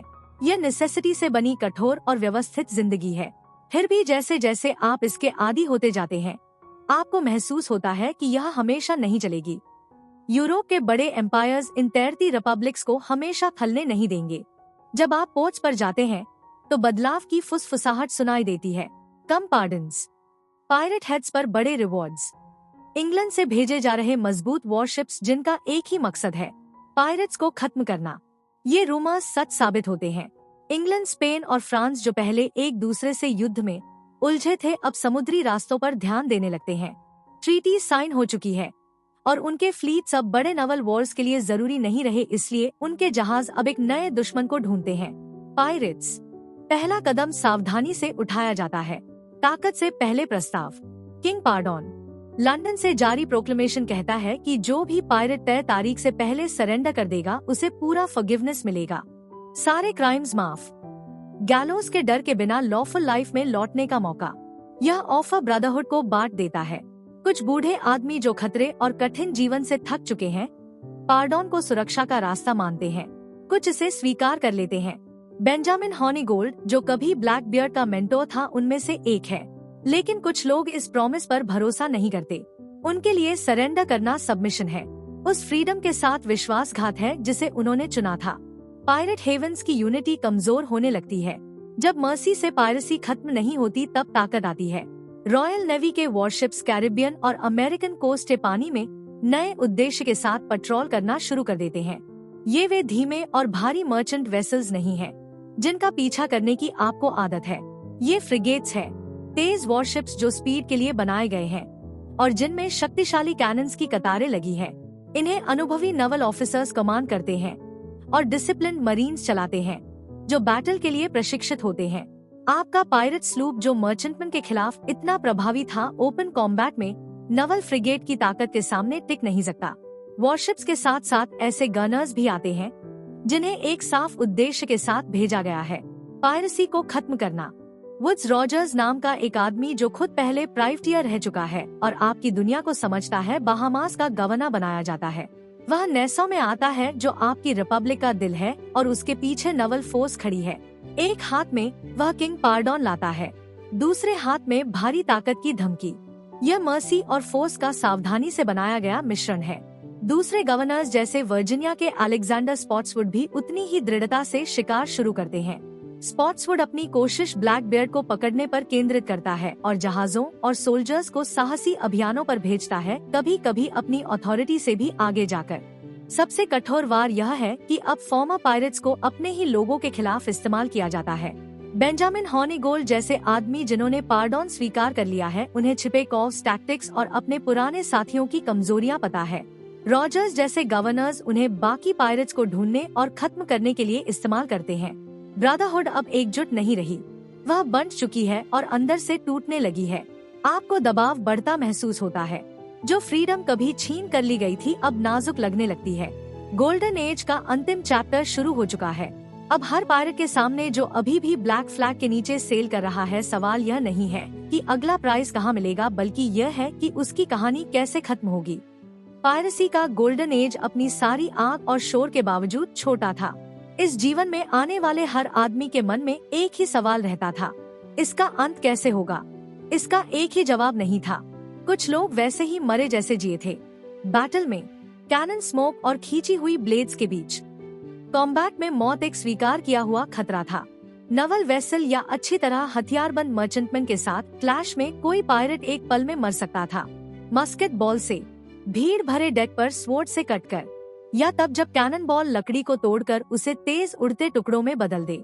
ब्लैकबियर्ड खुद, जो उस समय के सबसे डरावने कैप्टन्स में से एक था, लेफ्टिनेंट रॉबर्ट मेनर्ड और उसके आदमियों के साथ क्लोज कॉम्बैट में मारा गया। कुछ लोगों के लिए ऐसा अंत कैप्चर से बेहतर लगता होगा, उसी जीवन के अनुरूप अंतिम लड़ाई जिसे उन्होंने चुना था। दूसरा अंत ज्यादा सार्वजनिक और ज्यादा अपमानजनक था, गैलोज। रॉयल नेवी द्वारा जिंदा पकड़ा गया पायरेट जंजीरों में बांधकर जमाइका के पोर्ट रॉयल जैसे कॉलोनियल पोर्ट पर ले जाया जाता था। वहां उसका ट्रायल एडमिरल्टी कोर्ट में होता था, जो एक मैरीटाइम कोर्ट था जहां बराबरी की जूरी नहीं होती थी। किसी जाने पहचाने पायरेट के लिए वर्डिक्ट शायद ही कभी अलग होता था। सजा होती थी हैंगिंग। एग्जीक्यूशन बड़े क्राउड के सामने किया जाता था ताकि यह उन सभी के लिए वार्निंग बने जो पायरेसी के लालच में आ सकते थे। कुछ मामलों में बदनाम कैप्टन्स के बॉडीज को आयरन केजेस में रखा जाता था, जिन्हें जिब्बैट्स कहा जाता था, और हार्बर के एंट्रेंस पर लटका दिया जाता था ताकि यह लंबे समय तक याद दिलाता रहे। एक सजा ऐसी भी थी जो गवर्नर्स या नवल ऑफिसर से नहीं, बल्कि खुद क्रू से आती थी। कंपनी के खिलाफ गंभीर ऑफेंस पर किसी पायरेट को मैरून किया जा सकता था। यह एग्जाइल था, किसी दूर आइलैंड पर अकेला छोड़ दिया जाना जहां उसके पास सिर्फ थोड़ा वाटर, एक मस्केट और कुछ राउंड्स ऑफ पाउडर होते थे। यह ऐसी सजा थी जो आदमी की अकेले सर्वाइवल की इच्छा की परीक्षा लेती थी।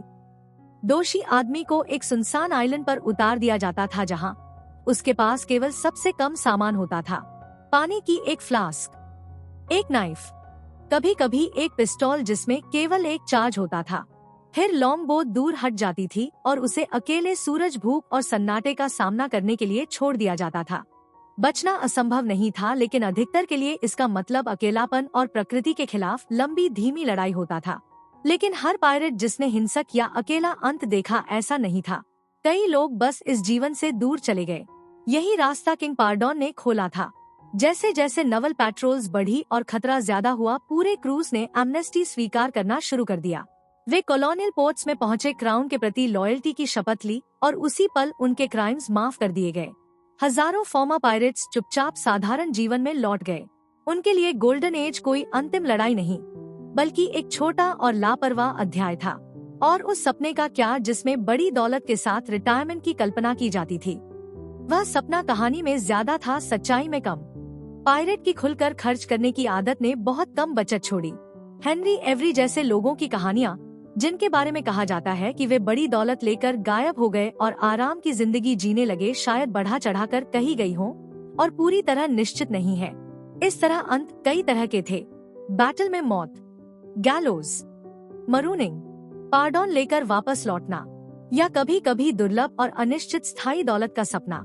जब पायरेट्स खुद समुद्र से गायब हो गए तब उनकी असली जिंदगी धीरे धीरे धुंधली होने लगी। कठिनाई, खुरदरा खाना, अंतहीन मेहनत और लगातार खतरा लोगों की यादों से मिटने लगा। उनकी जगह कुछ और टिकाऊ चीज उभरी, लेजेंड। फैक्ट से स्टोरी बनने का ये बदलाव जल्दी ही शुरू हो गया था और इसमें एक बहुत पढ़ी जाने वाली बुक का बड़ा हाथ था।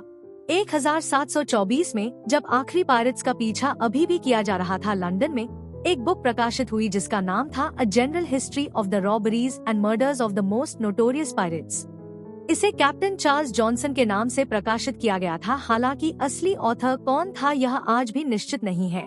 इस बुक ने बहुत ध्यान खींचा। इसमें पायरेट आर्टिकल्स, शिप्स और डेली लाइफ के सही विवरण भी थे जो शायद कोर्ट रिकॉर्ड्स और इंटरव्यू से लिए गए थे, लेकिन इसमें ड्रामा और एम्बेलिशमेंट भी थे। जॉनसन ने ब्लैक बियर्ड, कैलिको जैक, रखम और फीमेल पायरेट्स एंड बोनी और मैरी रीड की कहानियां सुनाई और उन्हें जीवंत और यादगार कैरेक्टर्स में बदल दिया। ऐसा करते हुए उसने उनकी कहानियों को लोगों की कल्पना में स्थायी बना दिया। यह काम बिखरी घटनाओं को एक बड़ी लेजेंड में बदलने की शुरुआत था। कई दशकों तक लोगों की नजर में पायरेट्स की छवि इसी से बनी रही। बाद में 19th सेंचुरी में एक और राइटर ने इस परिवर्तन को आगे बढ़ाया। Scottish author Robert Louis Stevenson ने एडवेंचर स्टोरी लिखने के लिए इन लेजेंड से प्रेरणा ली और 1883 में ट्रेजर आइलैंड प्रकाशित की। इस नॉवल ने पायरेसी की आधुनिक छवि बनाने में किसी भी दूसरे काम से ज्यादा प्रभाव डाला। स्टीवेंसन ने कैप्टन किड के धन छिपाने की दुर्लभ घटना को लेकर हिडन ट्रेजर को पायरेट कहानी का मुख्य लक्ष्य बना दिया। सीक्रेट मैप और एक्स से चिन्हित जगह का विचार उसकी कहानी से आया। उसका कैरेक्टर लॉन्ग जॉन सिल्वर, एक टांग वाला कुक जिसके पास कैप्टन फ्लिंट नाम का पैरट था, पायरेट की स्थायी छवि बन गया। उसी समय से पायरेट की छवि एक आकर्षक लेकिन खतरनाक आदमी की बन गई जो ट्रेजर मैप से मार्ग ढूंढता है और जिसके साथ एक बोलने वाला बर्ड होता है, और ये तस्वीर लोगों की कल्पना में हमेशा के लिए बस गई। पायरेसी की कई जानी पहचानी इमेजेस उसी एक नॉवल से जुड़ी है। इस बदलाव का अंतिम चरण 20th सेंचुरी में आया जब सिनेमा तेजी से बढ़ने लगा। फिल्ममेकर्स ने ट्रेजर आइलैंड की एडवेंचरस स्पिरिट को स्क्रीन पर उतारा। एरोल फ्लिन जैसे एक्टर्स ने 1930 और 1940 के समय में स्वॉशबकलर की छवि को आकार दिया। एक सुंदर और साहसी स्वॉर्ड्समैन जो रिगिंग से झूलता है, आसानी से ब्लेड्स टकराता है और मुस्कान के साथ लोगों की प्रशंसा जीत लेता है। इन फिल्म्स में पायरेट्स अब डरावने क्रिमिनल्स नहीं रहे, वे साहसी और आकर्षक हीरोज बन गए। इसी ट्रेडिशन से वह मॉडर्न कैरेक्टर पैदा हुआ जिसे आज लोग जानते हैं। Pirates of the Caribbean films का character captain Jack Sparrow Stevenson के लॉन्ग जॉन सिल्वर और बाद में आए सिनेमैटिक स्वॉशबकलर्स दोनों के प्रभाव का मिश्रण है। वह विट्टी है, कनिंग है और ऐसा लगता है जैसे किसी बंधन में नहीं है, एक ऐसी दुनिया में जीता हुआ जहां स्पेक्टिकल और एडवेंचर भरे हैं। इस तरह बदलाव पूरा हो जाता है। हिस्टोरिकल पायरेट जो अक्सर कठोर परिस्थितियों से भागने की कोशिश करने वाला मजबूर सेलर था, उसकी जगह एक इमेजिन्ड एडवेंचरर ने ले ली जिसने फ्रीडम को सबसे ऊपर चुना। असली पायरेट्स ने समुद्र पर केवल थोड़े और अशांत समय के लिए राज किया था, फिर भी उनकी जिंदगी से बनी लेजेंड आज तक जीवित है। यह रिबेलियन और इंडिपेंडेंस की कहानी है जो आज भी लोगों की कल्पना को पकड़ लेती है। सच्चाई कहीं ज्यादा कठोर और कम रोमांटिक थी, लेकिन लेजेंड फिर भी शक्तिशाली बनी रहती है। और इस तरह इस दुनिया की यात्रा अपने अंत तक पहुंचती है। मर्चेंट शिप्स के मेहनती डेक से लेकर पायरेट ब्रदरहुड के उत्थान और पतन तक, और फिर उन कहानियों तक जिन्होंने उन्हें स्थायी मिथ्स में बदल दिया, यह यात्रा अब पूरी हो चुकी है।